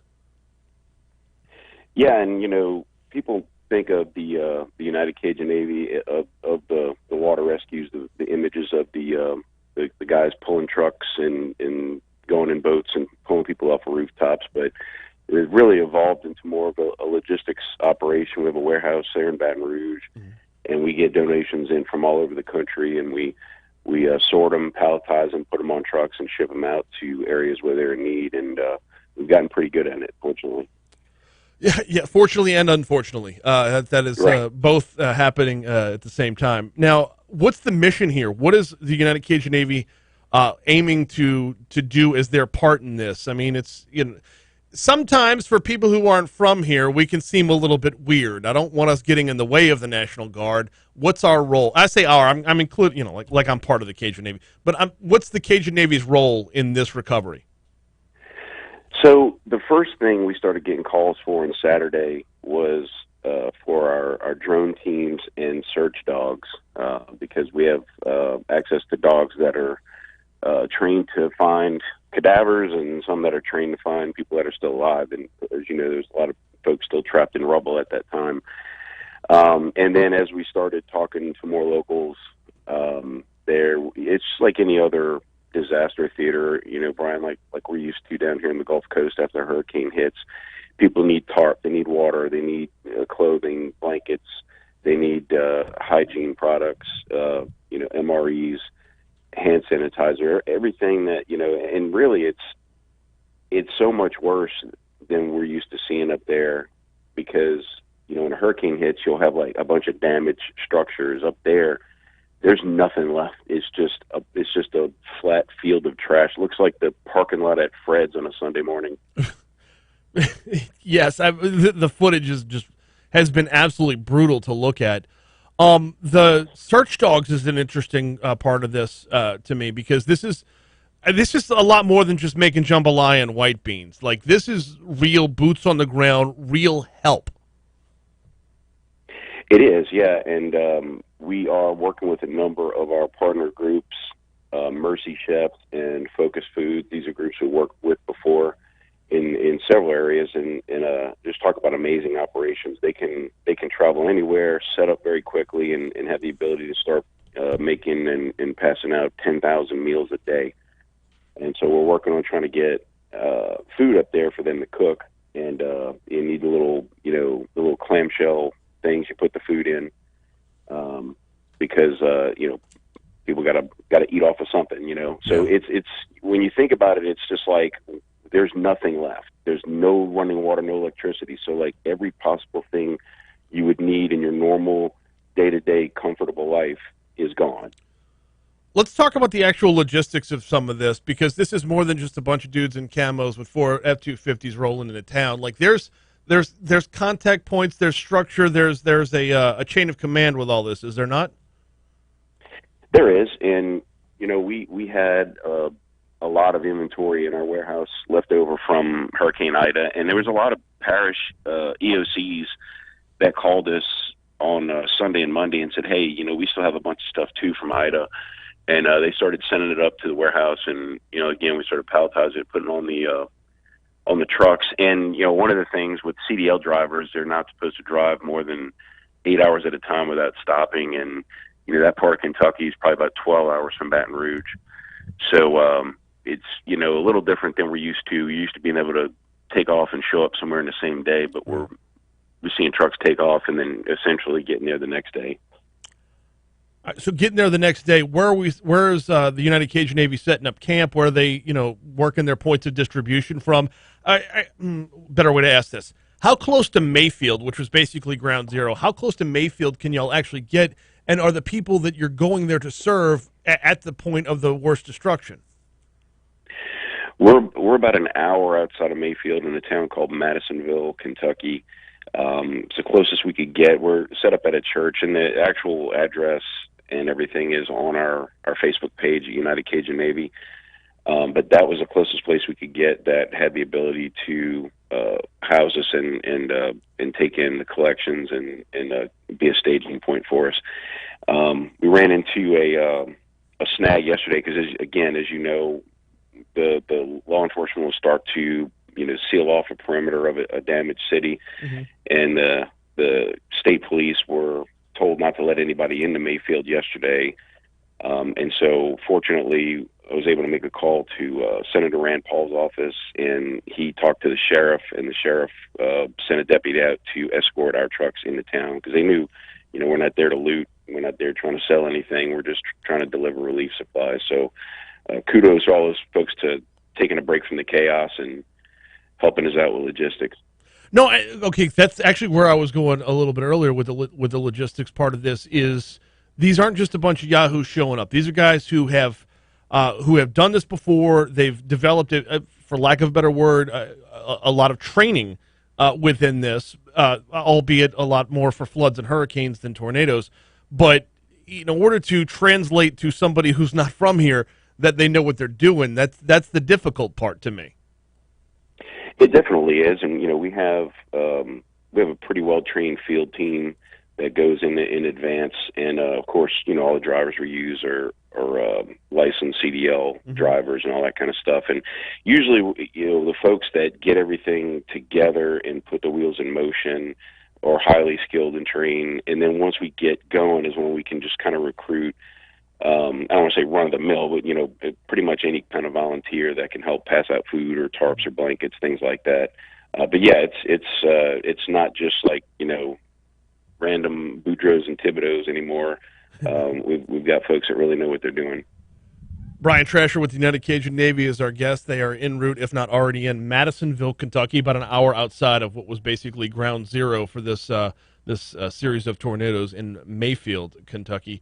Brian, what's the timeline here to get things actually physically running and get the dogs out there, get actually searching? Are there people who are physically taking part right now, or are we still in the preparation stage? Oh no, we had 2 trailer loads of just initial things we could get out of the warehouse quickly. Leave Baton Rouge on Sunday, get there to Mayfield on Monday, and our first 18-wheeler took off. I think it was either Monday or Tuesday. I know WAFB there at Baton Rouge did a story on when the first 18-wheeler left, and they arrived yesterday. So yes, it must have been 2 days ago. So they arrived yesterday in Mayfield. That was the one I had to call and get the escort for. Gotcha. How can folks help out?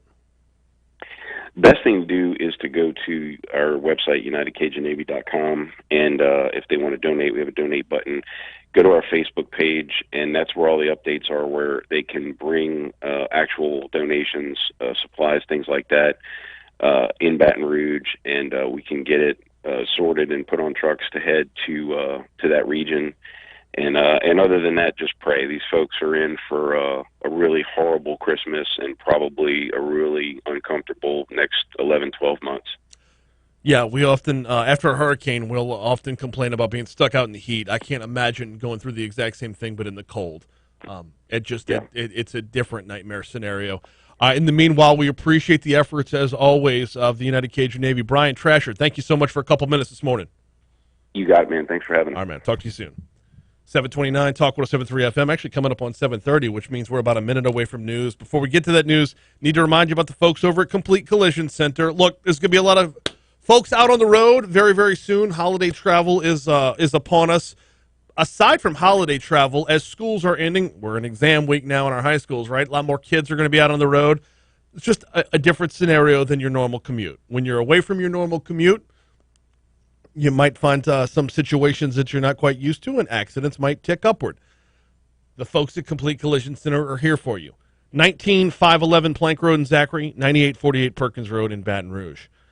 At Complete Collision Center, they have the certifications under their belt to make sure your family is taken care of and gets back onto the road safely.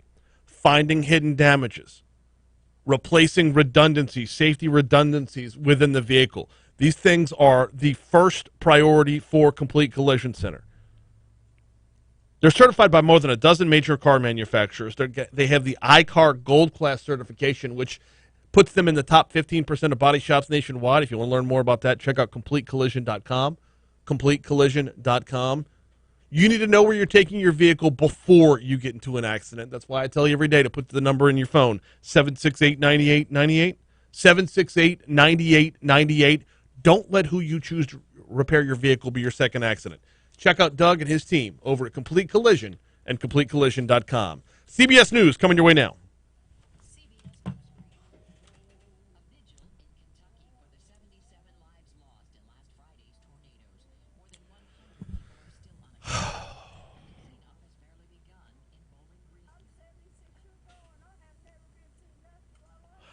Tiffany says, can we not politicize this? There are already vaccine requirements which can also be opted out of. This is not something to protest over. But it's a change in policy. It's a change in policy for something that has not been around for a long time. And yes, you can opt out of it, but the question becomes, should you be forced to opt out of it, or is this something you should be opting in on right now? I keep hearing about, well, we don't have polio now because of the vaccines. Yeah, that's true. But there was also something called the Cutter incident that happened along the way where a couple hundred kids died. And oh, by the way, from the day the polio vaccine was introduced to the day that it was eradicated was just under 40 years. Not just over a year and a half, just under 40 years. 40. 40.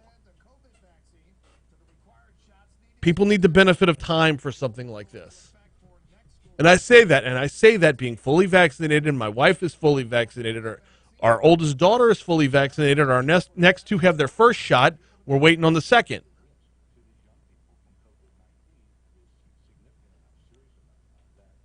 So, she's calling very early, Dr. Rabalais. She can hang for about 5 minutes. I say all that as a complete proponent of the vaccines. But I understand the hesitancy. I understand wanting to just wait and see, especially when it comes to developing children.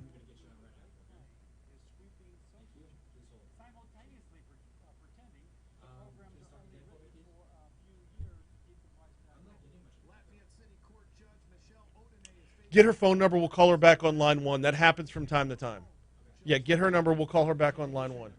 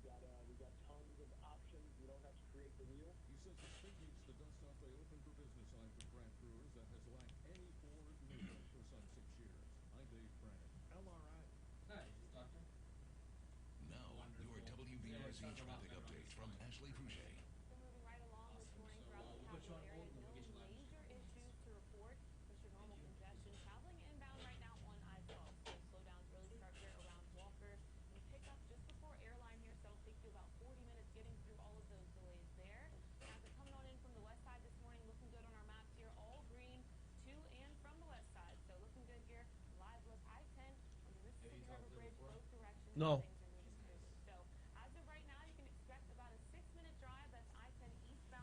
Christian says, I hope everybody who wants to opt out does opt out. I'm not sure I understand the intent behind that comment.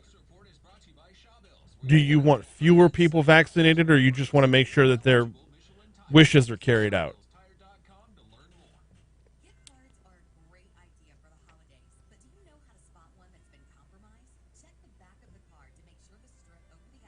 Interesting.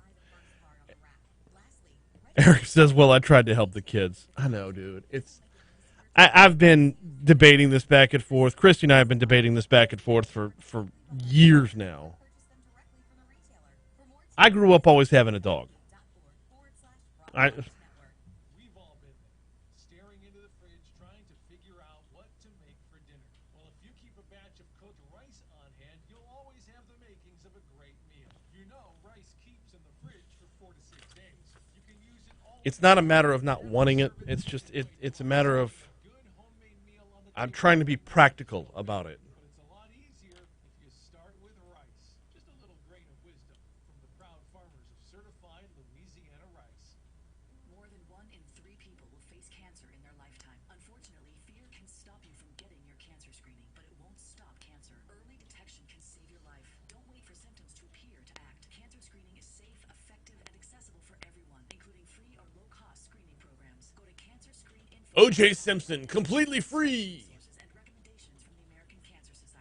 Hey, Twitter world. Can save your life. Go to cancerscreeninfo.com today. Cancerscreeninfo.com. Wesley had IRS troubles. They told me I owed them $43,000. It got really bad. Coming out of my house, my car. I seriously thought that I was going to lose everything. Wesley called Optima Tax Relief. Oh, they were great people. Optima Tax. They know what they're doing. Optima Tax Relief came through with flying colors. I saved an incredible amount of money. Call Optima Tax Relief. Don't trust anybody else. Call Optima for a free consultation. Call 800-682-9928. 800-682-9928. Optima Tax Relief. For details, visit OptimaTaxRelief.com. Play your favorite casino games and sportsbet for free. Visit BetRivers.net. Must be 21 years old. Call 1-800-GAMBLER. I have no idea. I don't think so. Hunt.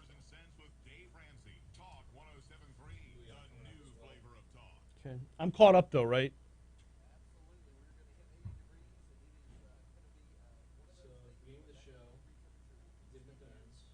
Yeah. And Complete Collision Center. Okay. Okay.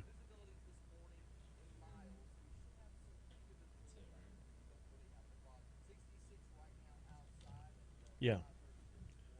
Yeah, Go Slim, I think, is going to be off until the new year.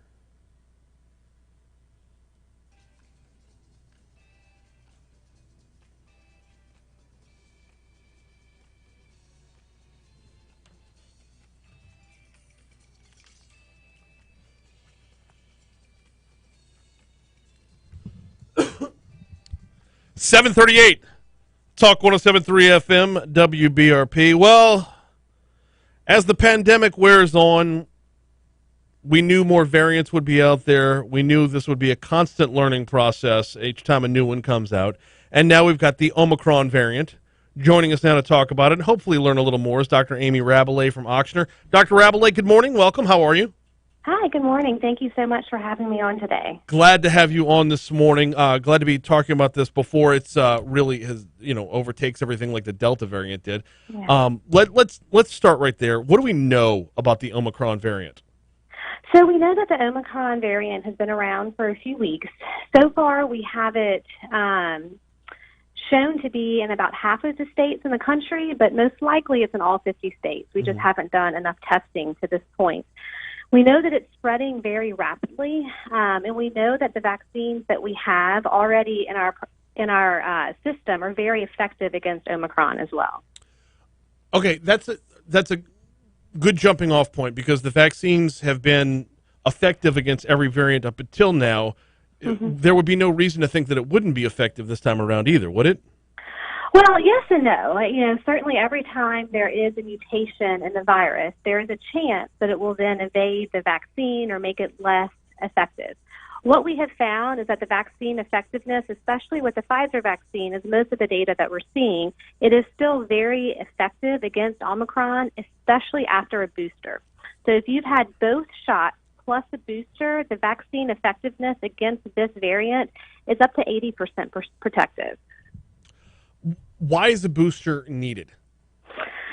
I think that certainly more research is still to be done, but the number of antibodies that your body produces after that third shot is much higher than after the first two. So it's super important, especially we still have 10 days before Christmas, so there's still plenty of time to get a booster. But we are finding that getting a booster is very important for this specific variant. Does it take the booster as long as it took the first two shots to fully be incorporated into your system? I know you're not fully vaccinated until 2 weeks after your second shot. Is the same true as a booster, or is there a ramp down of time?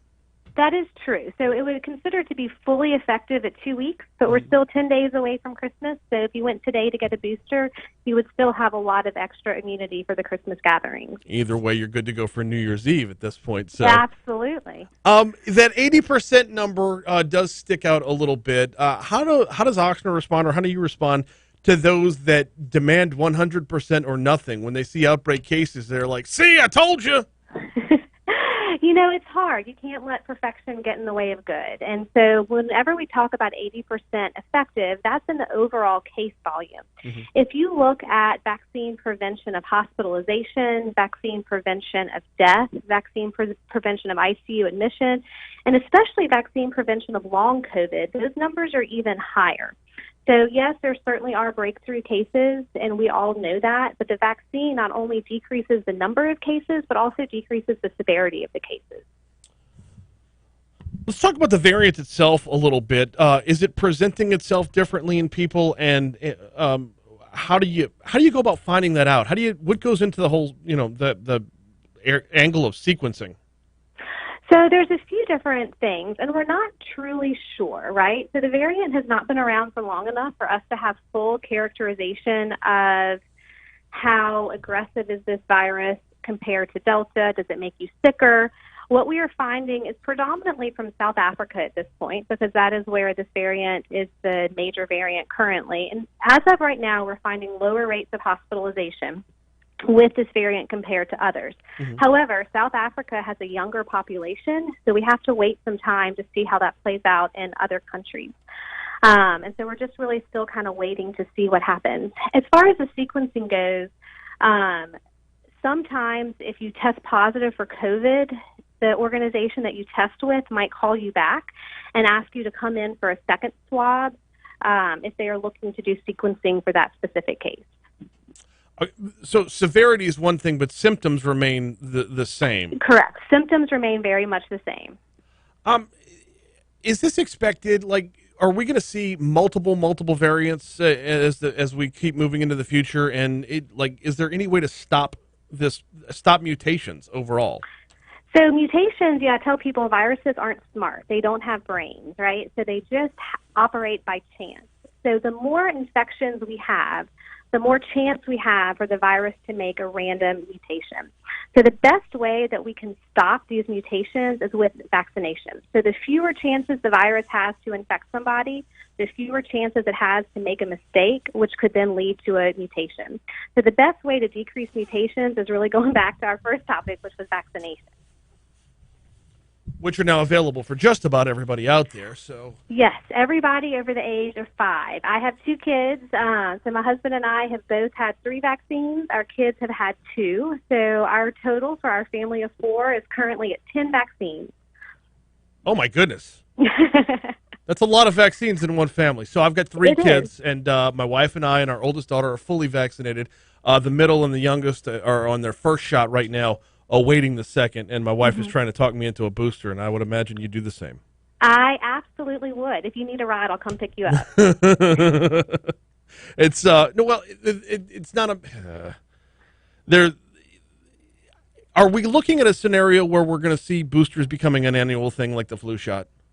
It's possible. I think that would be, if we have to get a booster every year for a COVID shot similar to a flu shot, I think that would be a fine solution to the pandemic. If this stops mutating so quickly because more people are getting vaccinated, it may not be something that we have to do annually. And I think that's where we have to really rely on our scientists and our data to see what's happening and what's needed. Dr. Amy Rabalais with Oxner is our guest. We're talking about the Omicron variant. How did we first discover this? Because as I remember it, when the Delta variant had just overtaken everything, we were told we stopped testing to see what kind of variant it was because everything was Delta. How did we come across this? Was it we were relying on others, or how did we discover it was here? Yeah, so they were still doing the sequencing in the background. Okay. So they were still doing sequencing, maybe not with the same frequency, but they were still doing sequencing in the background. And so this was certainly first discovered in South Africa, and then once they made it a variant of interest, and other people began looking for it as well. What is sequencing?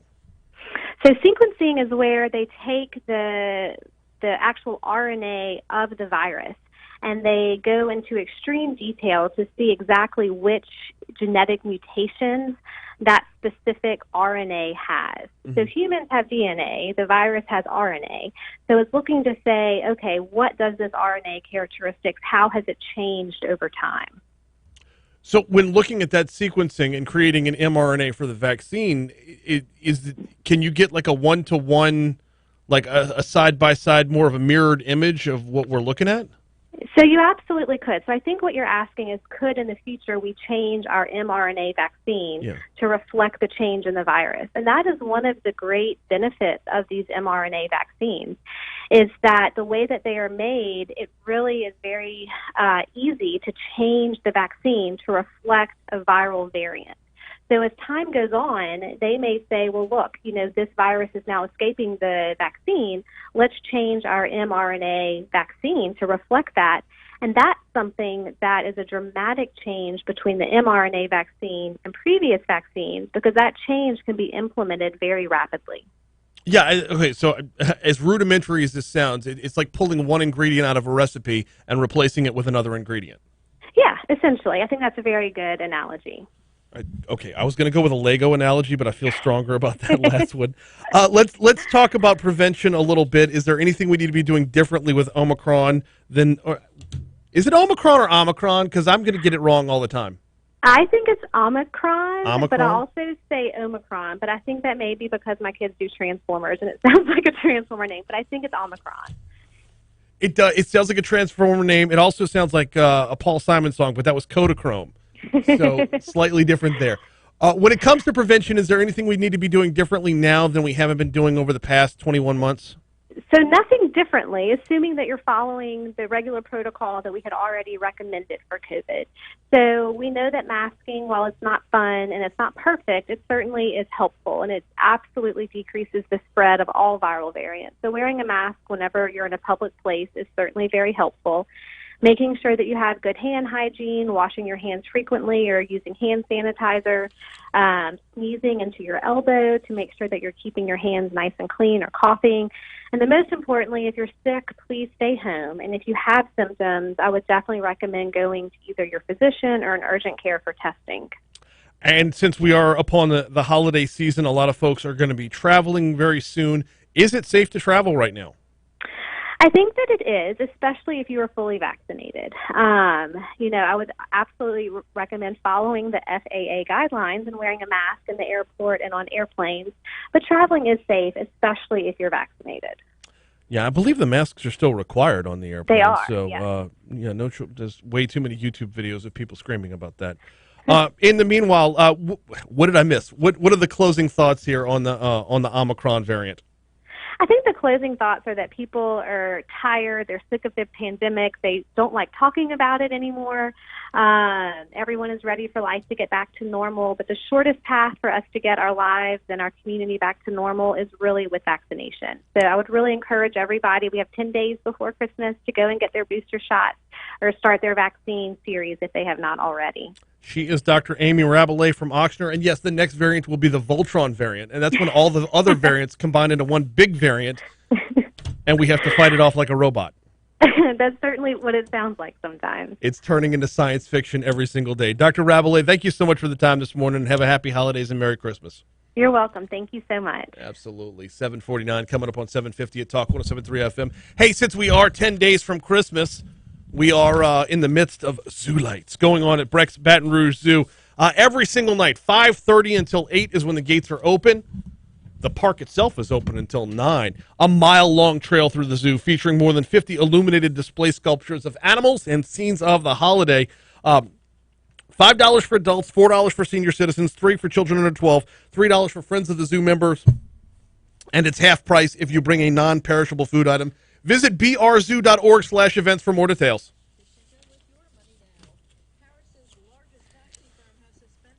I didn't want to get into the whole I'm not getting a booster till I get paid thing with Dr. Rabalais. But I'm not getting a booster until I get paid.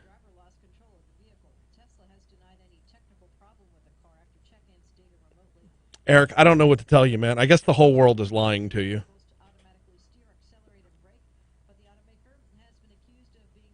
If it worked, it wouldn't get it, so it doesn't work. Okay.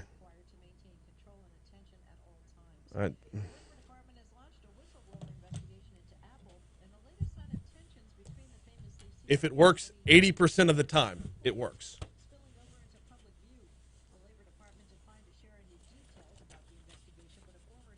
Oh, I need to hit you up for something else. Something that you had shared with me a long time ago, and I need it again.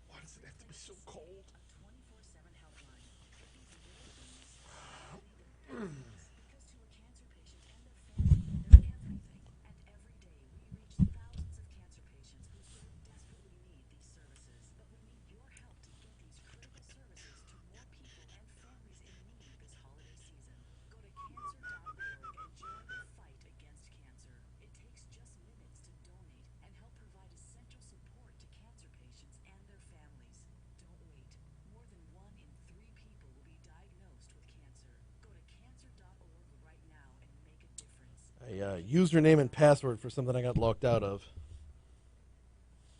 And I don't know what I did with it. You don't have to leave town to get a getaway you've been dreaming of.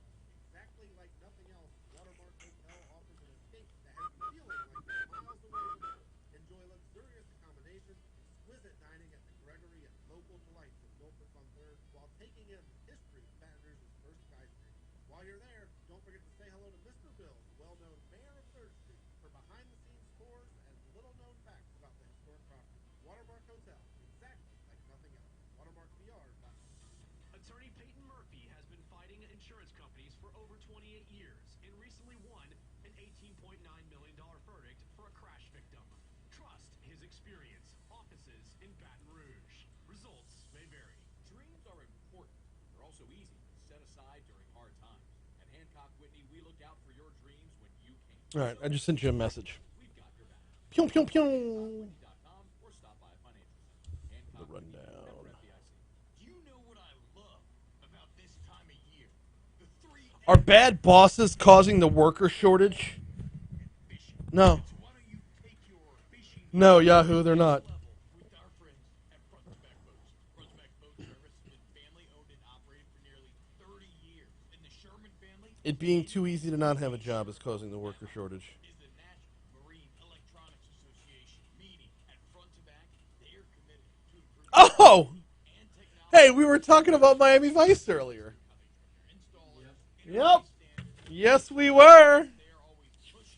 technological limits while keeping you safe. And look, when you're talking about the fall and the winter, you're talking about the perfect time to do any. He's 72.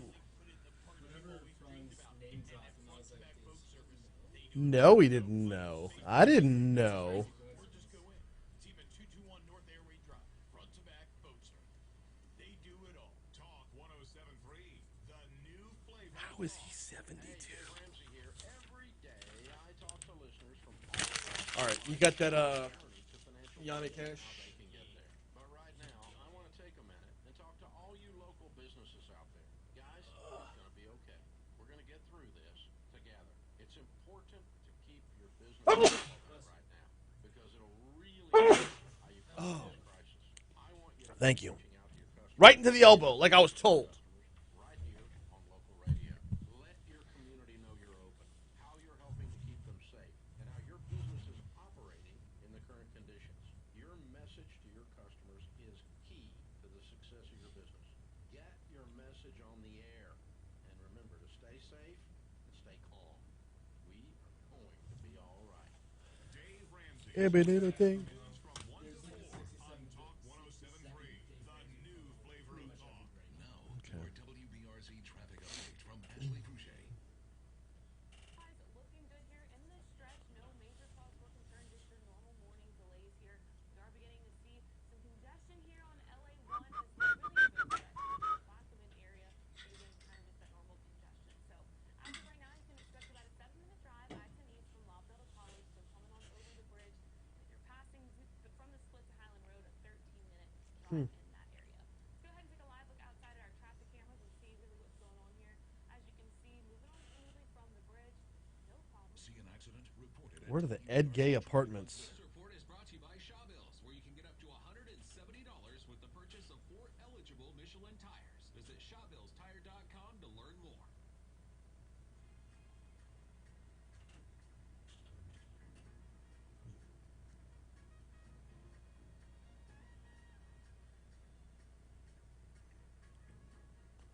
West Roosevelt Street? How do you want me to play this? I'll just, you'll hear it. 756 Talk 107.3 FM WBRP. Thanks again to Dr. Rabalais for stopping on board to talk a little bit about the Omicron variant. And yes, I will start pronouncing it the way she pronounced it. Omicron. It's Omicron. Omicron! We got a lot more ground to cover, but we got a busy outside in, so let's get to it right now.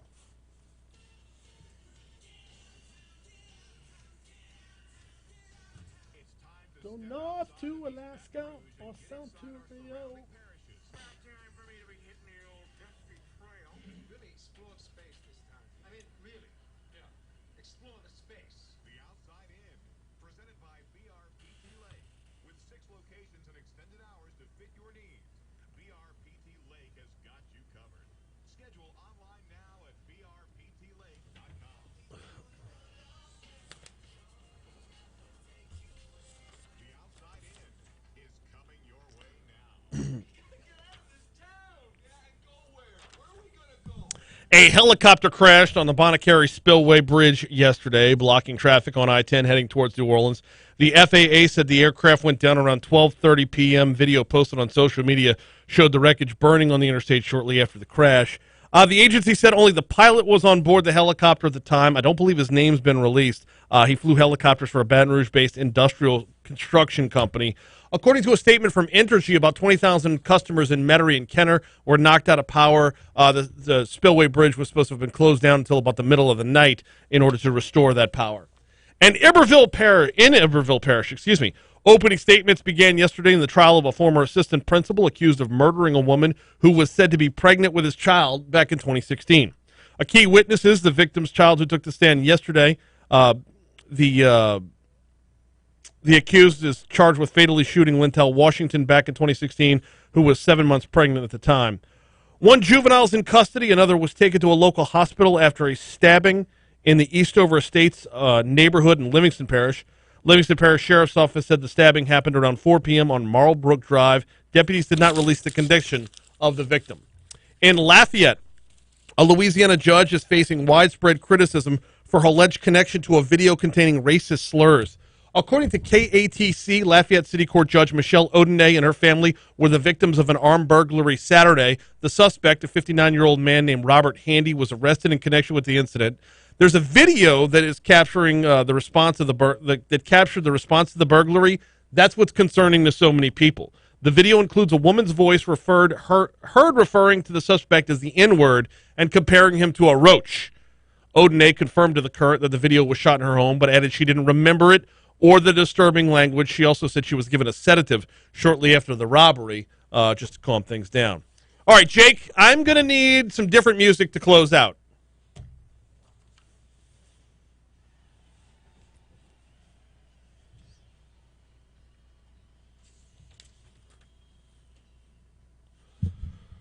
Johnny Cash fans might want to hop on the bridge and head to West Baton Rouge Museum as they've announced a new exhibit entitled 1968, A Folsom Redemption. It's a collection of photographs and memories from journalists that were lucky enough to be among the handful that were on hand for this concert. CBS News is next.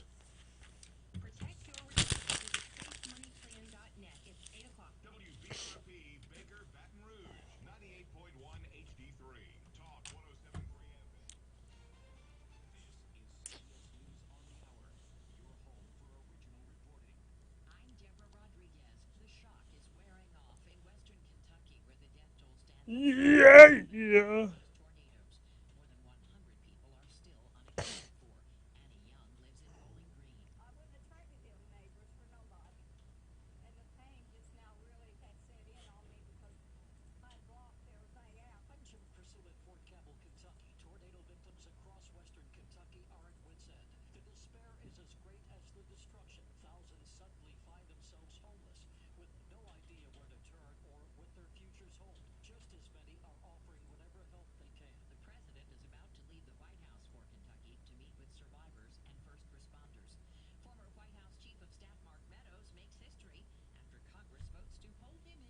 Get a cat. Oh, hard pass there, Anna. Hard pass there.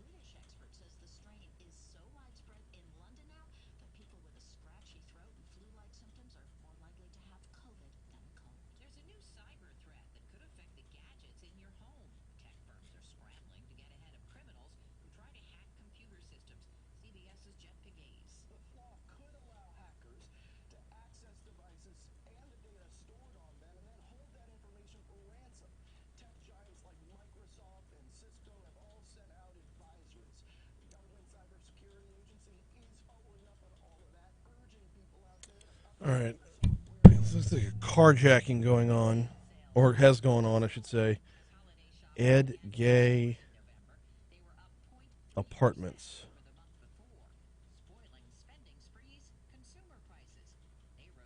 No, I don't want Ed's Motel in Port Allen. That's not what I asked for at all. What the cock?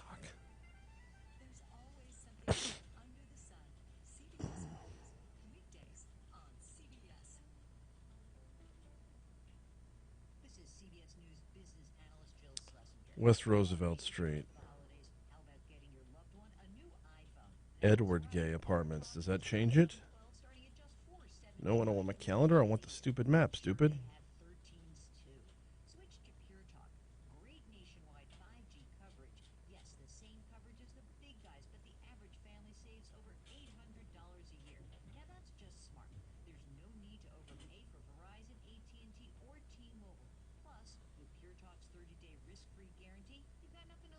Hmm.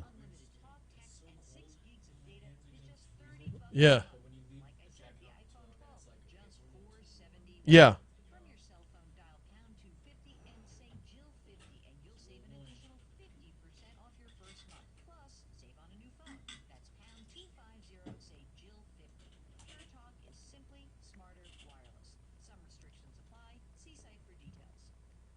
Now, your WBRZ traffic update from Ashley Fouché. That earlier accident I told you about on I-10 East is starting to cause us some problems now. So this is by Perkins Road. Now, as they're trying to get that out of the roadway, we're seeing that congestion is reaching over the bridge on over to the west side. So getting through that congestion will take you about 12 minutes there. Also coming in on I-12, some congestion as well. But we're used to seeing this, of course, every morning. Really starts here around Denham Springs, and the speeds don't pick up until you get to the 10 and 12 split here. So live look right now, I-12 at range. Things finally look like they're moving along here, but we just saw pretty bumper to bumper there. So looking good. Also, your drive to New Orleans this morning. Ooh, excuse me. Here, all green on the map until around La Place. See an accident? Reported at WBRZ Traffic on Twitter. This report is brought to you by Shawbills, where you can get up to $170 with the purchase of 4 eligible Michelin tires. Visit ShawbillsTire.com to learn more. Started from the bottom, now we're here.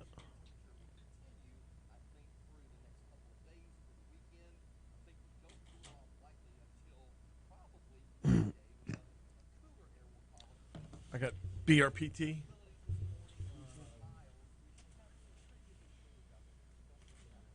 Okay. Hey, the 15K giveaway is over. Gotcha.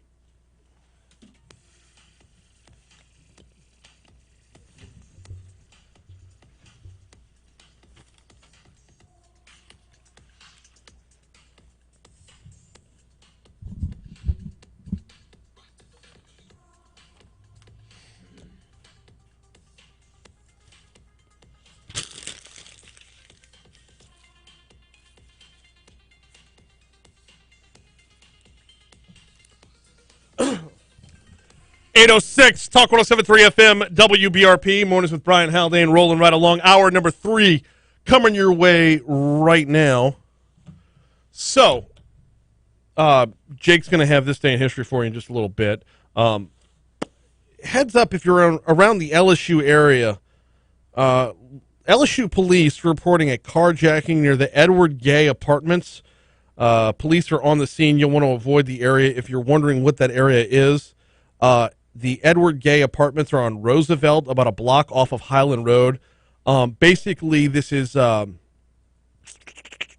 pull up a map.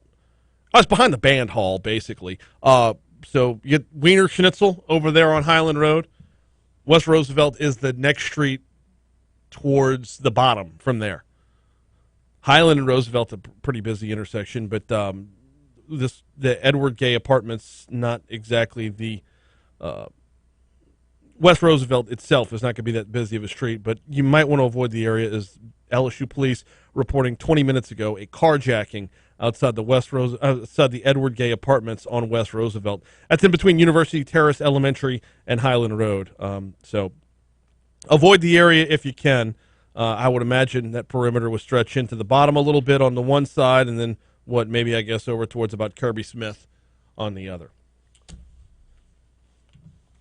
Still got a lot of ground to cover on today's show. Hunt Palmer, co-host of Hunt and Hill, going to join me at 8:15 to talk about the early signing period, which opens today, and I believe the first commitment's already in. We're also going to talk with Will Fulton from Thrillist. If you're not familiar with Thrillist, it's a ton of online content, a lot of fun lists and whatnot. But he's the host of the Thrillist Explorers podcast. He's going to join me at 8:40 this morning as well. The folks over at Baton Rouge Physical Therapy bring you the outside in every single day.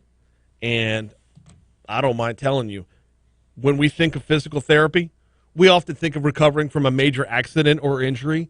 They can help out with so much more than that, especially around this time of year. If you were hauling the Christmas decorations down from the attic and you felt that pain in the lower back or in the back of the knee, whatever the case, if you lift with your legs, if you're hunched over a computer, whatever the case might be, they can help you out with any of your physical limitations. All you got to do is talk to them, though. Give them a call at 917-9185 to get your complimentary screening, 917-9185, or check them out online at brptlake.com. 6 locations throughout the greater Baton Rouge area. They essentially introduced Baton Rouge to physical therapy about 60 years ago. They're the first to be doing it in Baton Rouge. They've been doing it for a while, and they do it right. They sit you down. They treat you like family. They talk through where the heart of your limitations are and how to work you through, at your comfort level, how to work you through back to being your best you physically. brptlake.com. All right, time for the outside in. Let's roll.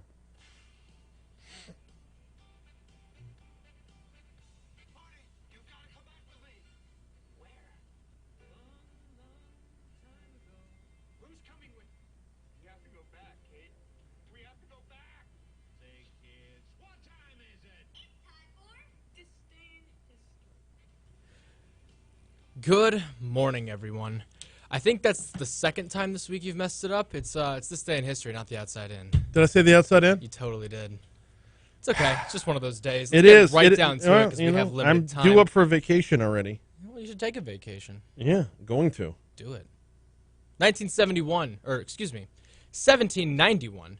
The first U.S. law school established at the University of Pennsylvania. Also, same day, U.S. Bill of Rights ratified when Virginia gives its approval. Becomes Amendments 1 through 10 of the U.S. Constitution. Okay.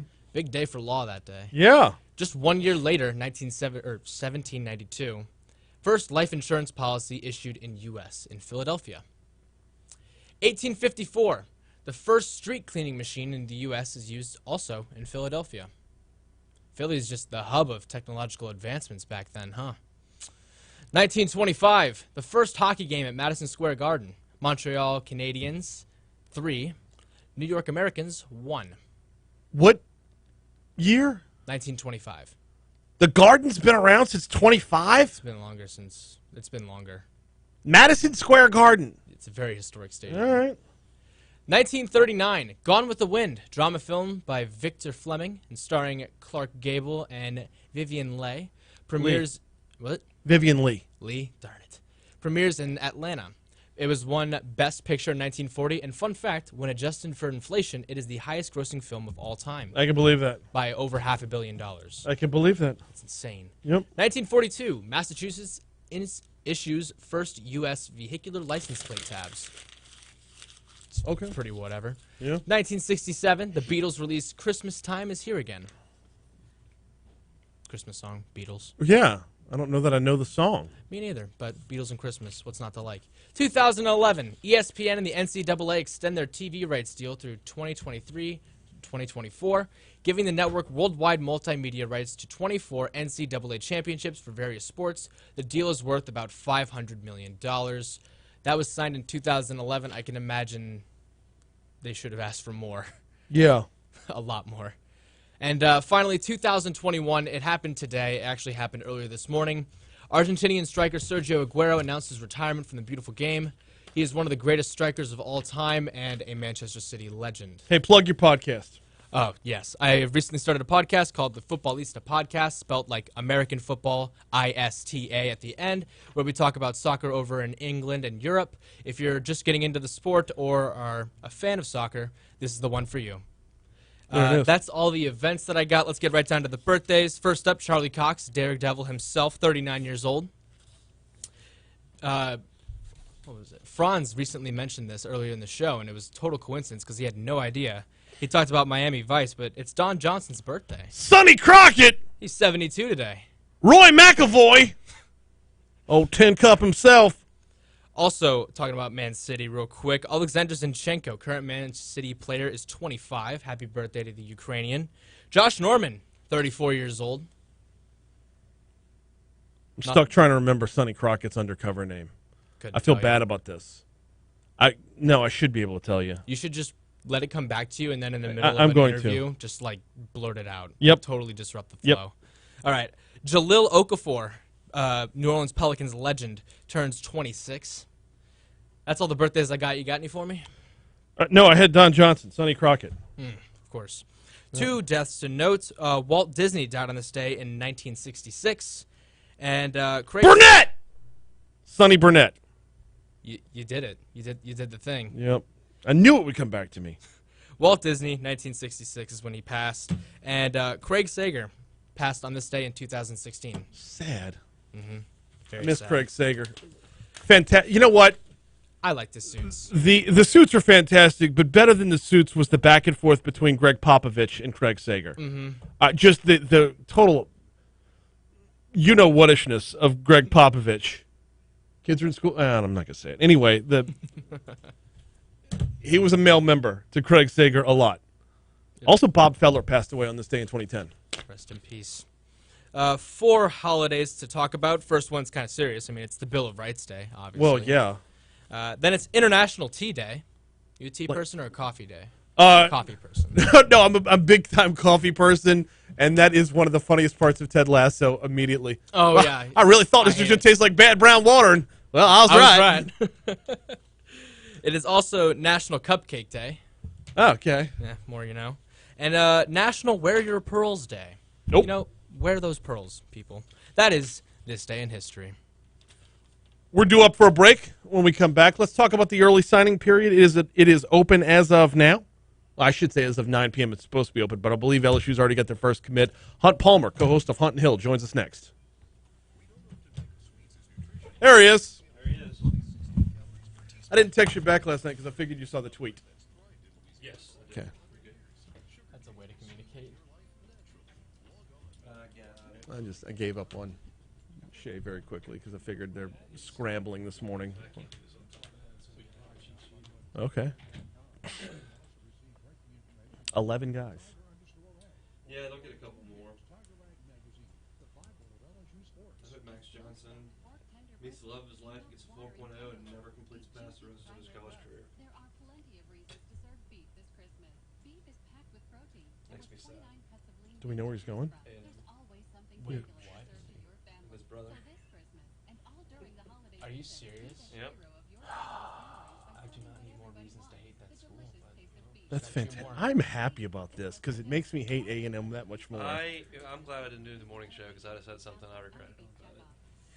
No, this is fantastic. A&M's still going to be A&M. Let Max Johnson go bring his 56% completions over there. The class our son today is pretty strong.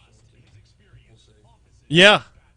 Jeremy will say the same thing on the air, and Jacob will say the same thing. They're A&M. They never win anything. So That's correct. Well, how would you approach trying to win things? Would you not sign the best class in the country? Absolutely. I also pay my coach $50 million a year. I don't know why we screw around with 10 to 12 million. Just pay him $50 million a year. You'll get more wins. Do you want me to take out this Dave Ramsey promo? Yes, please. Okay. I'm just gonna do that without saying for the rest of this show at least. Yeah. Okay. Yeah.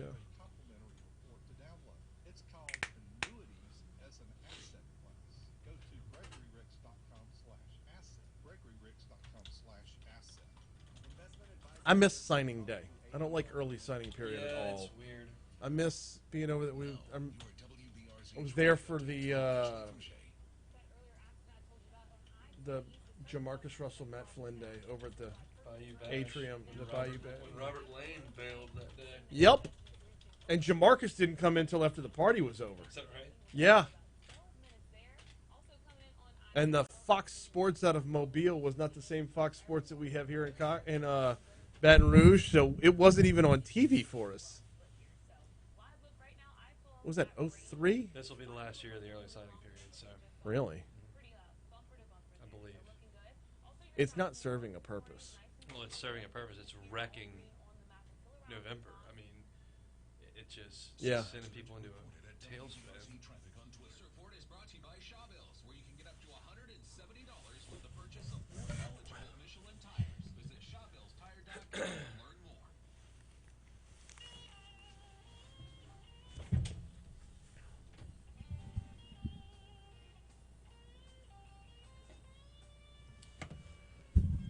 .818 Talk 107.3 FM WBRP mornings with Brian Haldane rolling right along. So today is the beginning of the early signing period for college football. LSU not really going to be breaking any records with this class, but that happens when you have turnover at the top. Joining us now to talk about it, he is the co-host of Hunt and Hill, Hunt Palmer. Welcome aboard. Welcome back, sir. Hi, Mr. Haldane. How are you? I am awesome. That's great to hear. On this early signing period. You were telling me a little something during the break about Max Johnson's landing spot. Yeah, it appears now he's not official. His brother is officially signed with Texas A&M, and you would imagine that will send Max Johnson to Texas A&M. As I told you off the air, it may not be the most mature thing in the world. I hope he gets a 4.0. I hope he meets the love of his life, and I hope he doesn't complete a pass the whole time he's there. That's just you the way can it you can goes. pretty much book he's going to complete 56% of them, maybe 57 on a good day. I love it. It just adds to the rivalry, Hunt. It does. There And is I don't more need much reason- fuel to my fire for them. No.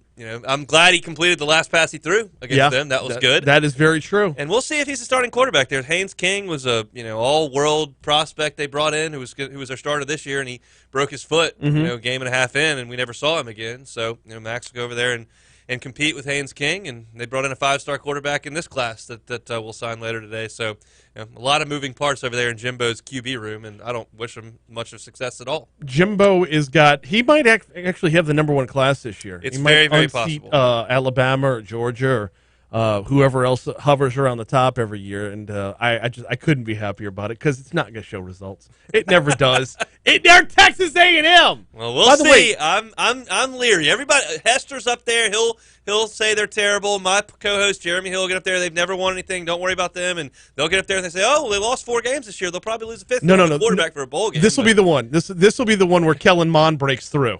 This is the year, Hunt. All right, what's LSU looking at today?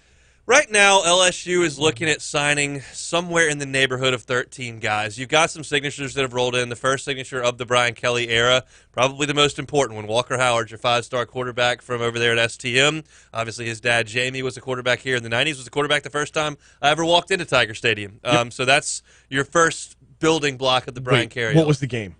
LSU Ole Miss, which was Okay. in 93, 94-ish. I couldn't pinpoint it for sure. I was born in 88, so we were pretty young. He was the quarterback to bring back the Magic game, wasn't he? That is correct. That was a redemption game for him, big time. After throwing a lot of picks before that. Yep. But the fact that he could bring it back home again, although it took Troy Twilley to get it done that day. But that was a good night. It's freshman year for me. Walker Howard, and then we're done, right? That's all we need. No, we got to get some more guys. You Okay. can imagine Will Campbell will be the other big domino to fall today. He's the big offensive lineman from up there in Neville. He's another 5-star player, best friends with Walker Howard, and they are the 2 guys who have kind of spearheaded keeping this small class together as the coach is on its way out as real early in the season, and there wasn't a new head coach. Those guys, high-profile players from the state of Louisiana, were kind of the rallying cry for this group, and so they'll be the 2 pillars here. You've already got signatures in today from Bo Bordelon from over in Newman, a 3-star offensive lineman, Fitzgerald West, who's a 3-star defensive lineman from Lafayette, and then Landon Ibieta, who was not in this class until last night. He was committed to Miami. He's from over in your neck of the woods in Mandeville, a 3-star wide receiver who really kind of exploded on the 7-on-7 circuit last summer. Miami had held on to him for a while. They're dealing with the coaching change, and LSU staff identified him and offered him late in the game, and he decided to flip. He's already signed as well, so that's another slot receiver that LSU's added in this class, and still waiting on somewhere in the neighborhood of 7 more guys, and there are hopes that there's a couple more big fish to reel in today. The biggest would probably be Quincy Wiggins from right over in Madison Prep. Yeah, that is another big one. Now, 11 guys doesn't sound like a whole lot. There's 25 guys in a recruiting class.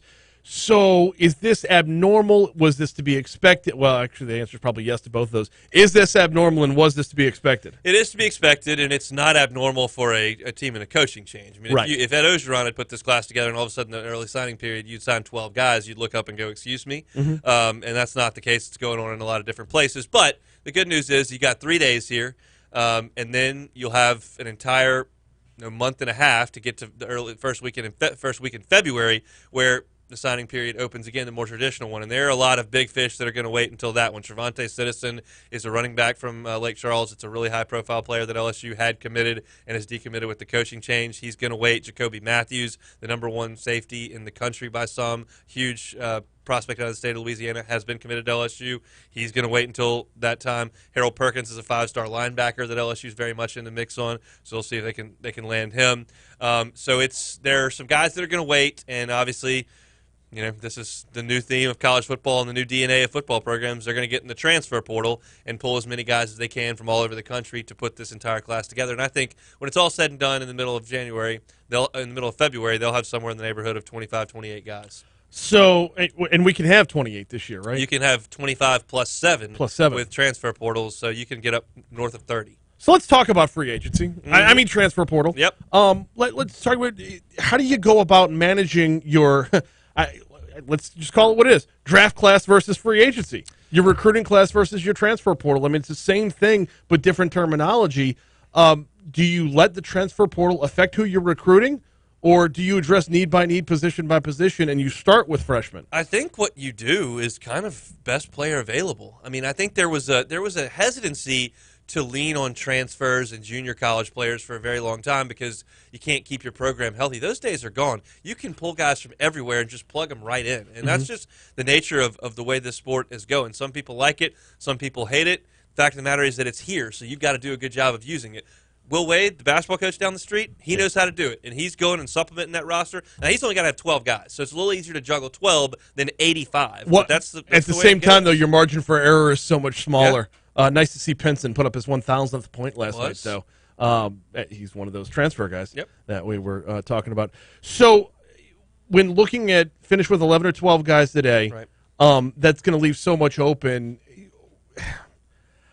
I don't know how to go into when you get to February, aren't you just picking over what was not taken? I mean, right, but it's not necessarily the scraps. That list of 4 guys I just rattled off are 4- and 5-star players that are waiting for coaching changes to go through. And this is something we talked about a little bit off air. I believe this will be the last year for this early signing period at this point in the calendar. They may put one in August and let the high school seniors get it out of the way and then go back, but it won't be right here because of the massive amount of coaching upheaval that has gone on. I mean, you look at Southern Cal, Oklahoma, LSU, Miami, Notre Dame. I mean, these are the biggest of the big are dealing with massive overhauls in their coaching staff, and that's 4- and 5-star players who are trying to figure out where they're going to go. They're just going to hold on and wait a second, and that's what you're seeing, and it's created an urgency in athletic directors and boosters with buyout monies to throw things in there and get things done as quickly as possible to hire coaches. Now you've got teams fighting for playoff berths with no coaches, and it's a mess. So they're going to have to deal with that, but it's the reality of this situation.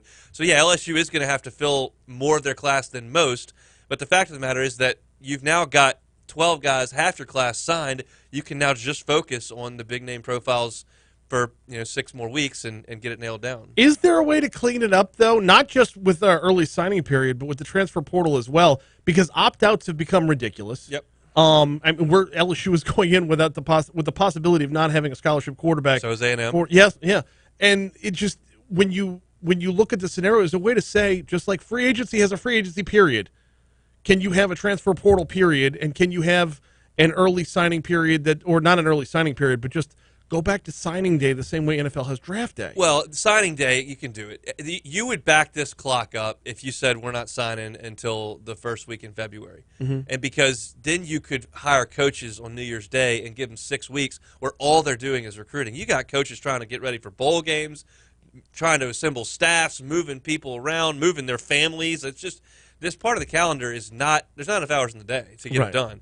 So you could fix that by just moving that whole thing back where it used to be. The transfer portal is going to be what it is unless you punish players by making him sit out a year, and then that would deter people from moving. But while it's free agency and you can sign and play, there's not much you can do in terms of a timetable there. I mean, I guess even if you had you can't be in the transfer portal until February 1, even then you still opt out ahead of time and just sit and bide your time.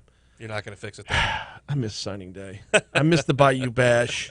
I miss the fax machine and the just waiting. I think they still use fax machines. They do not. I think that's right. I mean, they must have all the remaining fax machines. All the football programs in my dad's office. Those are the remaining fax machines. Yeah, basically. I mean, downstairs we'll get a random roofing ad every third week, but that's about it. Like when Kramer gets the menus faxed to him in Seinfeld, it just keeps going. Timelines for those today. I mean, Walker Howard's already in? Walker Howard's in. They're kind of rolling through. Every player's got a different time. The only thing I know for sure in terms of time frame in this period is that Kendrick Law from up in Shreveport, who's a very highly thought of player. Brian Kelly went up there and saw him in North Louisiana a couple days ago. Nick Saban has been through Captain Shreve up there in Shreveport. He's going to wait till Friday. He's the only one I know of that's going to wait 2 days. I'm not sure why. I heard as he wanted family that's there. Fine. And that's he's got 3 days to do it. Yeah, use it. But if you're in the 318, you ought to be back in Baton Rouge. That's where I'm here. Let's get it done. I mean, there's people that were physically on campus that aren't going to be back in Baton Rouge, but that's another sore subject. Speaking of which, though, is this the first year where DBU is going to be in question?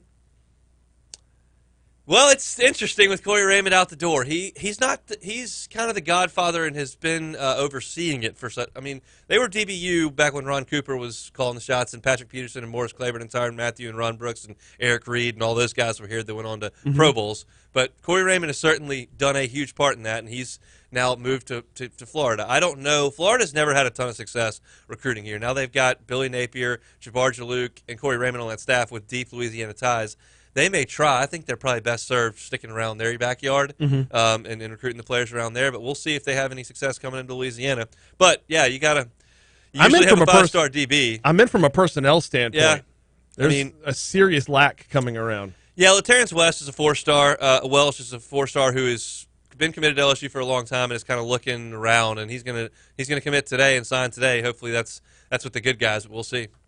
Is it all recruiting, all early signing day on Hunting Hill today? Just about. We'll talk a little bit about the basketball game last night briefly, but it's going to be a lot of recruiting on Hunting Hill noon to 2. 89-49. I don't know how much. McConaughey's squad, not great this year. No, they're 2-9 right now, and it's not even a good 2. The 2 were against D3 teams. Yeah. And did you hear Coach Wade's post-game interview? I did not. I don't know how you win by 40 and you're still upset with your team. He's trying. They hadn't played any close games. He's trying to keep him engaged. Yeah, I know. It is what it is. We won by 40. Let's move on. Yep. Missed a couple. Missed too many shots. Well, you got offensive rebounds. Not enough rebounds. Yeah, well, they got plenty of them last night. He is Hunt Palmer, the host of Hunt Hill. Also, Hoops with Hunt is available as well since it is basketball season. We greatly appreciate the time, sir. Thanks so much for having me. Always. We are going to take a quick break. When we come back, let's talk about Thrillist Explorers. What is that? Well, it is a podcast, and the host of that podcast is going to join us next to talk about, travel, where they're traveling. How do you even travel in the midst of the pandemic? And what do we need to know about travel with Thrillist Explorers? Will Fulton is going to join us next on Talk 107.3 FM. Got to knock out our news. Got to knock out our traffic. Got to knock out our weather. That's all coming your way right now. We'll start with CBS before hitting you up with the Louisiana Radio Network. Right now on Talk 107.3 FM. Thank you, sir. Thank you. Yeah, I don't like early signing day, and I want it gone. It's got to go.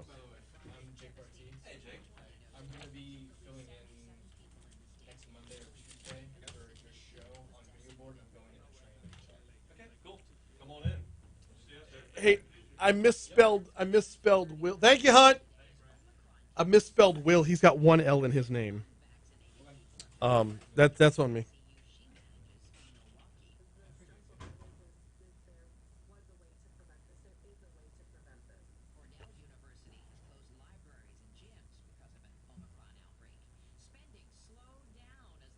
Oh.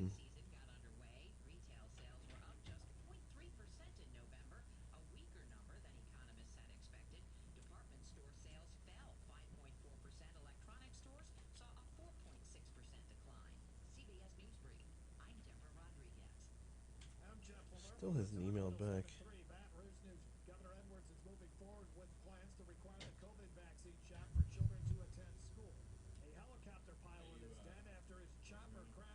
Do what? Yes.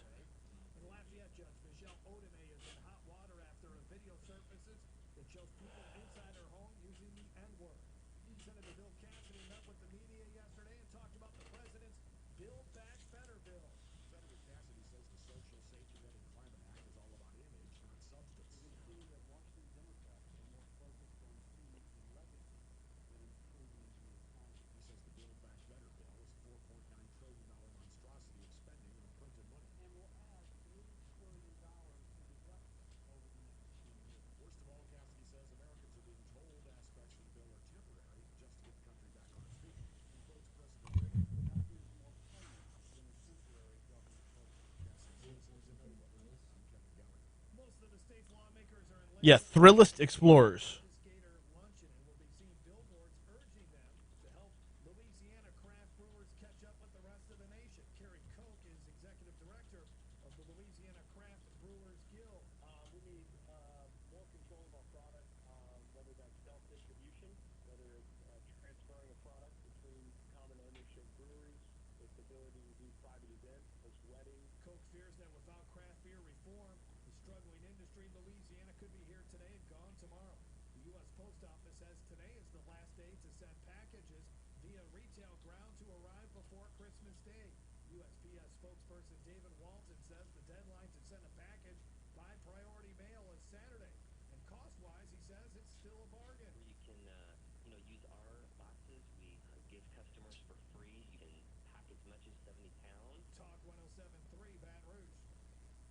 Now, your WBRZ traffic update from Ashley Fouché. That earlier accident I told you about on I-10 East is causing us some problems now. So if you're traveling in from the west side, making your way over here in the Perkins area, starting to see that congestion is reaching over the bridge and all the way to Lobdell now. So it's going to take you a little bit of extra time to get through this stretch than it normally would, about 17 minutes from Lobdell to College. You can see slow speeds here as drivers are approaching the Mississippi River Bridge coming off on I-10 East here. So a little bit of extra time to your drive in that stretch. Also, if you're coming in on I-12 from the Hammond or the Denham Springs area, a 33-minute drive getting through this congestion, which really starts here around See an accident? Reported at WBRZ Traffic on Twitter. This report is brought to you by Shawbills, where you can get up to $170 with the purchase of 4 eligible Michelin tires. Visit ShawbillsTire.com to learn more. I'm Jay Dakota, and I'm proud to have Government Taco on Waiter. You can get delivery from our local Louisiana restaurant through a Louisiana-based delivery service. Waiter is available now, and Government Taco is available on Waiter. Use promo code TALK1073, and you can get free delivery on a $12 or more order. Limited time only. Use promo code TALK1073 on your Waiter app. Download the app and order Government Taco. Attorney Peyton Murphy has been fighting insurance companies for over 28 years and recently won an $18.9 million verdict for a crash victim. Trust his experience. Offices in Baton Rouge. Results may vary. Haldane here. Let's talk convenience from your local grocer, specifically the Mathern's app. Knock out your grocery shopping before you leave work. Pick it up on your way home. That's convenience at either location. Did Johnson think he was that great a quarterback? That's. Use the promo code TALK for 10% off your order all month long with the Mathern's app. Some exclusions may apply. Hello, this is Discover, and we take customer service very seriously. We know that if you have a question or concern about your credit card, that's a serious matter, and you need to talk to a real person about it. So we offer around-the-clock access to seriously talented representatives in the USA.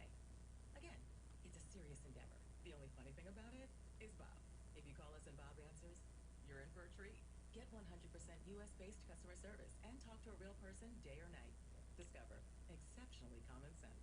You may be into punk rock, soft rock, or classic rock, R&B, hip-hop, or house. He completed 60% of his passes. That's on me. Sorry.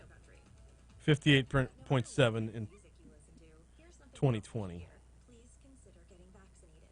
Talk to your pharmacist today about Comirnaty, COVID-19 vaccine mRNA. This message brought to you by BioNTech and Pfizer. For a hole in your roof or a whole new roof, GoRoof.com. Take a deeper dive into the stories that are important to you with a Fox News Rundown. Weekday mornings at 9 on Talk 107.3, the new flavor of talk. Absolutely. We're going to hit 80 degrees, and it is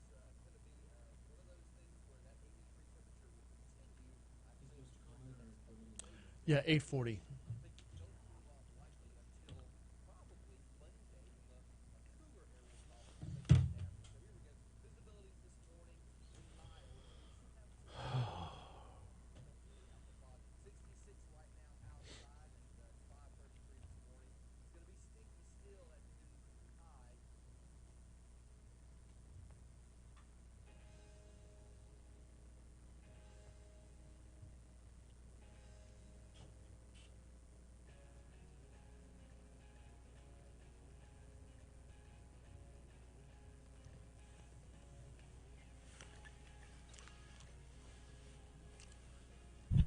.838 Talk 107.3 FM WBRP. So what's travel looking like post-pandemic? Well, Will Fulton is the host of Thrillist Explorers. They are into their third season of their podcast, and we're going to talk with him in just a little bit about the show, or about the podcast, about travel in this time, in this, it's not full-on post-pandemic, but it's where we're at right now in this weird space, especially considering it is travel time. So many people will be traveling for the holidays, maybe not so much for vacation, but to visit family and friends, loved ones across the nation. We'll talk with Will Fulton about 2.5 minutes from right now. Hey, I do have enough time in between, though, to tell you about the folks over at Mooyah Burgers, Fries, and Shakes. And quite honestly, I don't talk about the shakes enough. Fantastic burgers. Best burgers in Baton Rouge. Whether your preference be the best queso scenario, pouring the queso right on top of the burger, the well-dunion with the onion strings, the double Diablo, maybe the mushroom Swiss, or maybe you're just a classic double cheeseburger guy or gal.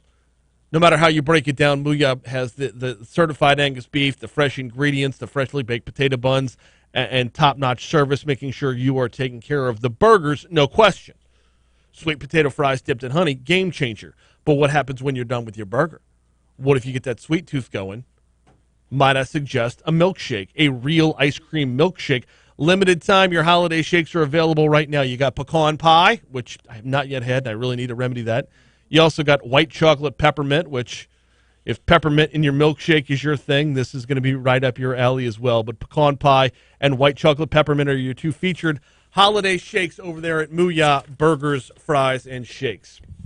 2 locations. Segan, just north of Industrialplex, and Bluebonnet at Highland Road for Mooyah. All right, joining us now, he's the host of Thrillist Explorers. The podcast is in its 3rd season. Will Fulton hopping on board. Will, good morning. How are you, sir? Hey, how's it going? How are you? Going very, very well. I hope you're doing well as well. Let's talk about Thrillist Explorers a little bit. You're going into your 3rd season.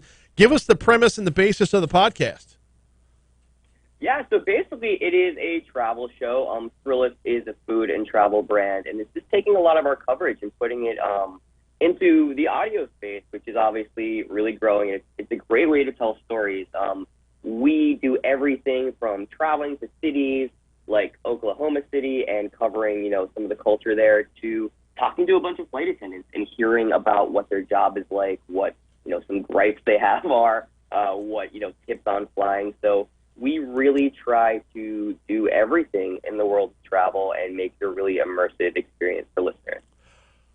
Weird time to be in the travel business right now, though. We are, 21 months into a pandemic, so season 3, y'all are actually able to stretch your legs a little bit and get outside.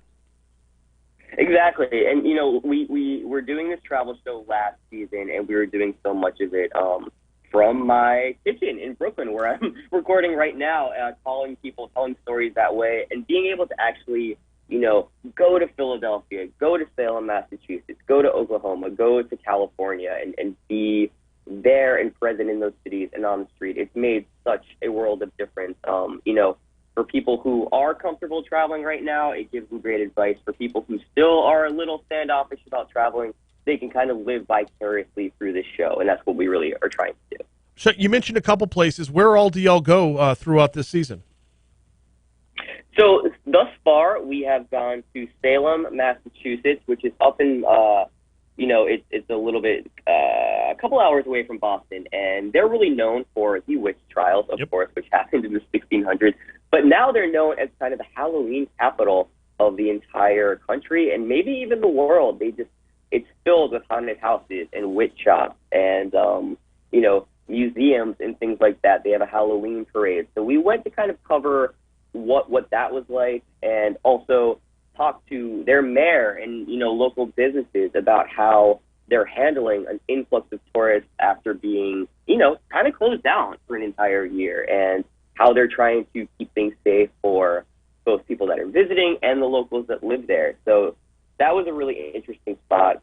We went to Oklahoma City recently, where we profiled the 39th Street District, which is a very historic and kind of amazing LGBTQ district down there. It's a little neighborhood with a ton of bars and clubs that's been around for a while, kind of an oasis in the middle of that state. And we went to Philadelphia and found the best cheesesteak. So as you can see, we kind of just travel and try to pick up on a story and tell those stories. Will Fulton, host of Thrillist Explorers, is our guest. I got to tell you, full confession here, I've used Thrillist numerous times as just jumping off points for topics. Some of the content that y'all put out, primarily about food. I haven't gotten so much in the travel, but primarily about food, the ranking list, the best snacks, you name it. It's a wealth of just great conversation starters at Thrillist. Totally. And, we're really known for our food and travel coverage. I mean, a lot of times they overlap. I was a writer for Thrillist for a long time, and my beat was kind of this cross-section of food and travel. It's, what are the best barbecue places across the country? Why does New York make the best pizza? Things like that. And, my favorite part of traveling in many ways is the food. So they really do go hand in hand, and I think that comes through in our show. I got to ask, I'm not seeing anything about New Orleans here. I mean, we're just an hour up the road from New Orleans. Has Thrillist Explorers made its way down the bayou yet? It's actually interesting you say that. I think that we have a New Orleans episode planned for a little bit later in the season. Okay. And now, how does this work? Do y'all do the whole, do you have the whole season recorded and ready to roll and it's just release dates, or is this kind of a work in progress as it moves forward? No, it's completely a work in progress, and that's why we have plans to go to New Orleans. We try to stay flexible. Not only in the travel world are things changing literally every day with the pandemic and everything that's going on, but we also try to stay current. If something is happening in the zeitgeist, we try to jump on that and cover it. So, we plan a couple months in advance. It's an involved production, right? We have to go down there, we have to travel, we have to record, we have to put in edits. So we try to stay as flexible as we can while also planning ahead. And sometimes that's an issue for me. I'm not so much of a planner. So we have people on the team that are much better at that. I've got to ask, you say later on in the season, can you give us an idea of roughly when? I think so. What is January? I think at the end of February, we might be targeting to release a New Orleans themed episode, and we have to figure out what we want to cover. I mean, do you have any suggestions about, something in New Orleans that really might surprise people? Because it's such a great city, and I feel like so many people go there, but we want to surprise people with something kind of unheard of. I ask you that question with intent and with purpose. You say possibly later February. Mardi Gras Day is going to be March 1st this year, so you will be in New Orleans in the heart of the carnival season. There will be no shortage of things to cover, no shortage of topics, and great places and parades to see. Oh my God! Yes, that's amazing. I mean, that's like that might be a little bit too much, right? We maybe tried to uncover some things, but I could only imagine. We did an episode in Times Square, walking around and talking to people there, and I have to think that the atmosphere in Mardi Gras would be that maybe times 100, just the characters that you meet down there. Bold prediction, you're going to get two episodes out of this trip, one on the city, one on the season as well. In looking back over the previous seasons and the places you've gone so far, what's been your favorite? That's a great question. I just mentioned the Times Square episode, and like I said, I'm from New York, and a lot of people here don't like to go to Times Square. They think it's a tourist trap, and it's something that you should avoid at all costs, and it is. But we went to Times Square with the intent to kind of show, hey, there's a real neighborhood here. There are businesses here that have been around since the 70s that are family-owned, that are definitely worth going to. And that was fun for me because it hits really close to home, literally, and it really opened my eyes. And now I'm like, wait, guys, let's go to Times Square. Let's go to Jimmy's Pub, which has been open since the 70s. It's a great dive bar right in the middle of Times Square. So for me, that that was my favorite episode just because of how personally surprising it was. Is it more rewarding to hit those bucket list items like a Times Square, hit the big tourist traps, or to find that off the wall, find that hole in the wall that nobody else knows about that you can share with your podcast audience? It's definitely the latter, and that's something that Thrillist has always done really well. We can tell you about the big, how to visit a place like Times Square or to walk across the Brooklyn Bridge, but where we really excel is kind of digging a little bit deeper and saying, why don't you go to Harlem and eat at Sylvia's Soul Food, for example, or go across the river and go to Queens and, visit their Chinatown, because that's, I think, what people are really looking for. They're looking for those authentic and sometimes spontaneous experiences that you really don't find anywhere else. So it's certainly about finding those hidden gems and telling people about them. Season 3 of Thrillist Explorers is available right now. Host Will Fulton is our guest. Will, I know you got to get on to your next interview, but before you get out of here, where can folks find the podcast? Yeah, anywhere podcasts can be found. The iHeartRadio app is a great place to listen to our show and any show. So wherever you listen to podcasts, Thrillist Explorers, new episodes every Thursday. He is Will Fulton, host of Thrillist Explorers. We appreciate the time, man. Hey, hit us up when you're in New Orleans. We'd love to send you to a couple of those hole-in-the-wall places that you're going to absolutely love. I definitely will. That sounds great. Thank you. Awesome. Looking forward to it. Will Fulton from the Thrillist Explorers podcast. One of the things, if you're not familiar with Thrillist, just Thrillist.com, yeah, their food topics have been those jumping off points for talk radio for some time now. Like Jay and Chuck, I don't know for certain, but I would imagine lean on them regularly. You're going to find stuff like, your top 10 quesos in Baton Rouge, that sort of thing. Too specific. But you see where I'm going. Your top 10 candy bars or the 10 most popular Halloween candies or ranking Easter candy, that sort of thing. And it's always done from more of a celebratory manner and not from a crapping on things manner. Like, you're not going to get that full-on critic.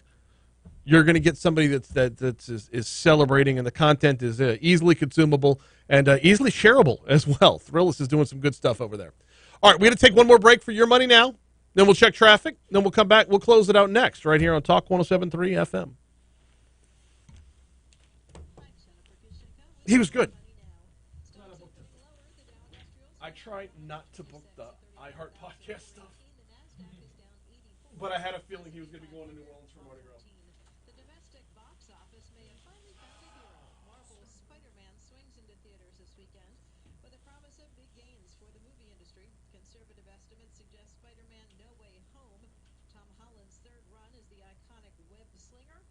$100 million mark over its 3-day debut. The co-producer Sony projects the film will tally closer to $130 million. If you're in need of government-subsidized health insurance for next year, you have through today to sign up if you want your new plan to start January 1st. Today is the first of 2 deadlines for healthcare.gov coverage, with increased financial assistance available through President Biden's coronavirus relief legislation. The last chance will come January 15th for coverage that takes effect February 1st. That's your money now. Cancer. So many lives are touched by cancer. In fact, 1 in 2 men and 1 in 3 women. Billy Lucci from TexAgs.com. Very rarely have I seen the Ags pull off a signing day coup as big as Jake Johnson 2022. What the Ags are doing at tight end along the DL and in the secondary is absolutely unreal. Oh, God, Billy. It's signing day. He's a tight end. Like,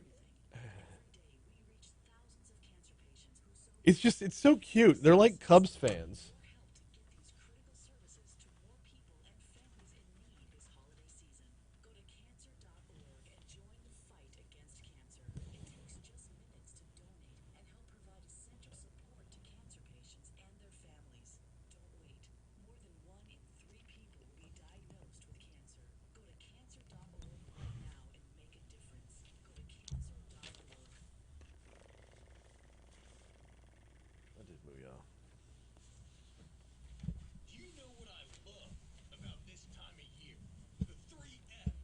Yes, tell us more F words, T-Bob.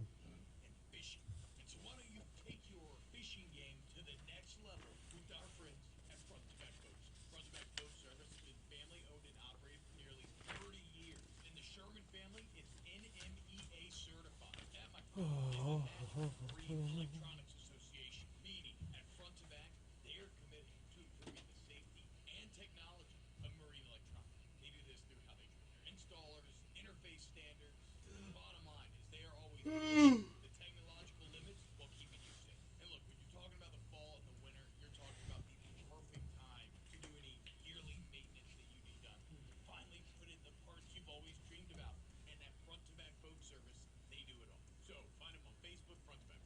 Just go in. See them at 221 North Airway Drive. Front to back, boats. They do it all. Attorney Peyton Murphy has been fighting insurance companies for over 28 years and recently won an $18.9 million verdict for a crash victim. Trust his experience. Offices in Baton Rouge. Results may vary. Did you know that the best American taco in town, Government Taco of course, is also a full-service bar with craft beers and celebrated margaritas and palomas and specialty cocktails like a famous Klein order. On Margarita Monday, get $2 off Mars all day. Tuesday, $2.50 on Mexican beer. And enjoy happy hour 4 to 7 p.m. every day. Plus, all day Thursday. And you can always take your frozen margaritas and palomas home with you by the gallon and half gallon. It's Government Taco, 5621 Government Street. In tacos, we trust. Prescription products require an online consultation with a healthcare provider and are only available if the provider determines a prescription is appropriate. Subscription required. See website for full details and important safety information. Hey guys, good news. The outrageously expensive little blue pill is now generic, which means you can get the prescription medication to treat ED at affordable prices. And Hims makes it extra affordable. You pay just $30 for a month's supply. And right now, get your first online doctor's visit totally free. Borghardt.com/radio. That's right, free. Zero copay, no expensive appointments, no awkward face-to-face conversations to get your prescription. Hims connects you to doctors online who can evaluate you and, if appropriate, prescribe your ED medication. And a pharmacy sends it right to your door. Hims makes it affordable, private, and incredibly easy. Nobody likes dealing with ED. Now, thanks to Hims, nobody has to. And that's really good Yeah. news. To start your free online visit, you need to go to this exclusive address, forhims.com/radio. That's Mhm. forhims.com/radio for your free online visit. You sore? Good. This holiday season, Patient Place Urgent Care has you covered with our travel testing program. By offering same-day results, you can have Yeah. peace of mind when making your travel. I'm almost to the point where I'm not sore in the legs anymore. After taking a month and a half off from the injury, yeah, my first time back in, I went in and I couldn't go back in and do legs again for a week. And then, yeah. Yep. Oh, excuse me.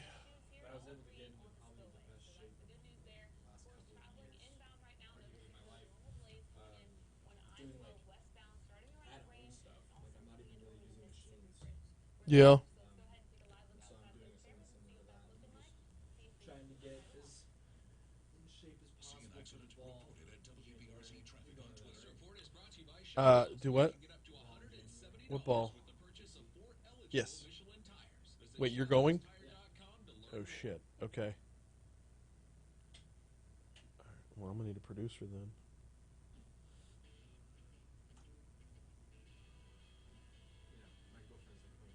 Ah.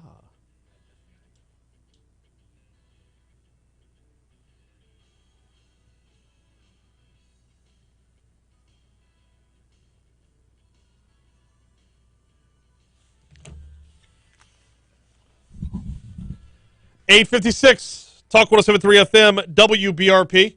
One segment to go here on Mornings with Brian Haldane before we close things out for the day. Yes, it is the beginning of the early signing period. You can follow all the action on our sister station, 104.5, 104.9 ESPN. The guys on Off the Bench are already off and running. The signees are already coming in. It's not the level of excitement that it used to be. Oh, my gosh, not to get all nostalgic and like grumpy old man about it, but back in my day, we all went down to the atrium. The Bayou Bash was fantastic. And then it moved around a little bit over the River Center. There was a level of excitement to it because everything hinged upon that one day, but you didn't have a transfer portal back then. You didn't have multiple signing days back then. It was all about that one day. It all boiled down to that. Anyway, the excitement is already buzzing all over Twitter about what's going down today. We're going to hand off to the Fox News Rundown in just a little bit. I believe Kilmeade's out today. He's got a guest host, if I'm not mistaken. I got to check my text. I think he's got a guest host today, if I'm not mistaken. Also, Dave Ramsey will be coming your way from 1 to 4, and then the Jay Ducote Show wraps up our workday at from 4 to 6 this afternoon. Oh, don't forget, Ask the Governor is at 2 o'clock this afternoon.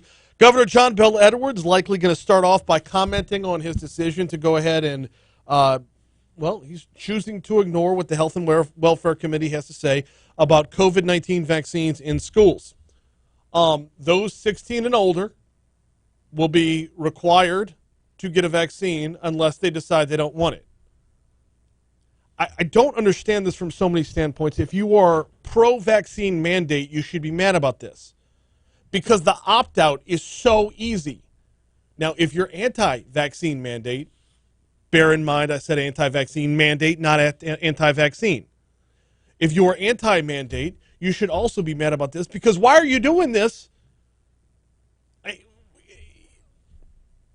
You're talking about 2.5 classes worth of 2.5 grades worth of school. 16 and up. That's going to be what? About half the sophomores, juniors, and seniors. Okay. I mean, on the one hand, it doesn't affect enough people to have a big impact on the percentage of Louisianans that are getting vaccinated.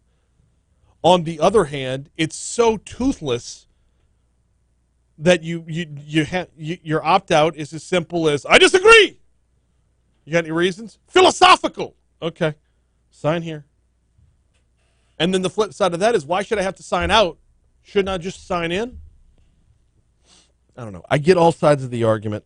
I do. And by the way, every time I talk about this, remember I'm saying anti-mandate, not anti-vaccine. It's a huge difference there. We got a big show coming your way tomorrow. Crime Stoppers, Patty G, and Michael Duca, excuse me. Bishop Michael Duca going to join us. I combined the last two bishops. Bishop Michael Duca going to join us to talk about returning to the church in this holiday season. I butchered that. I totally mistimed that by about 15 seconds. Crap on it. Robert Munch, Michael Duca. I said Robert Duca. I did. F me. All right, hey, YouTube, thank y'all for playing along. Thank y'all for hanging out. We'll be back at it tomorrow. I got a couple surprises to go along with what's already on tap. So we'll see you later.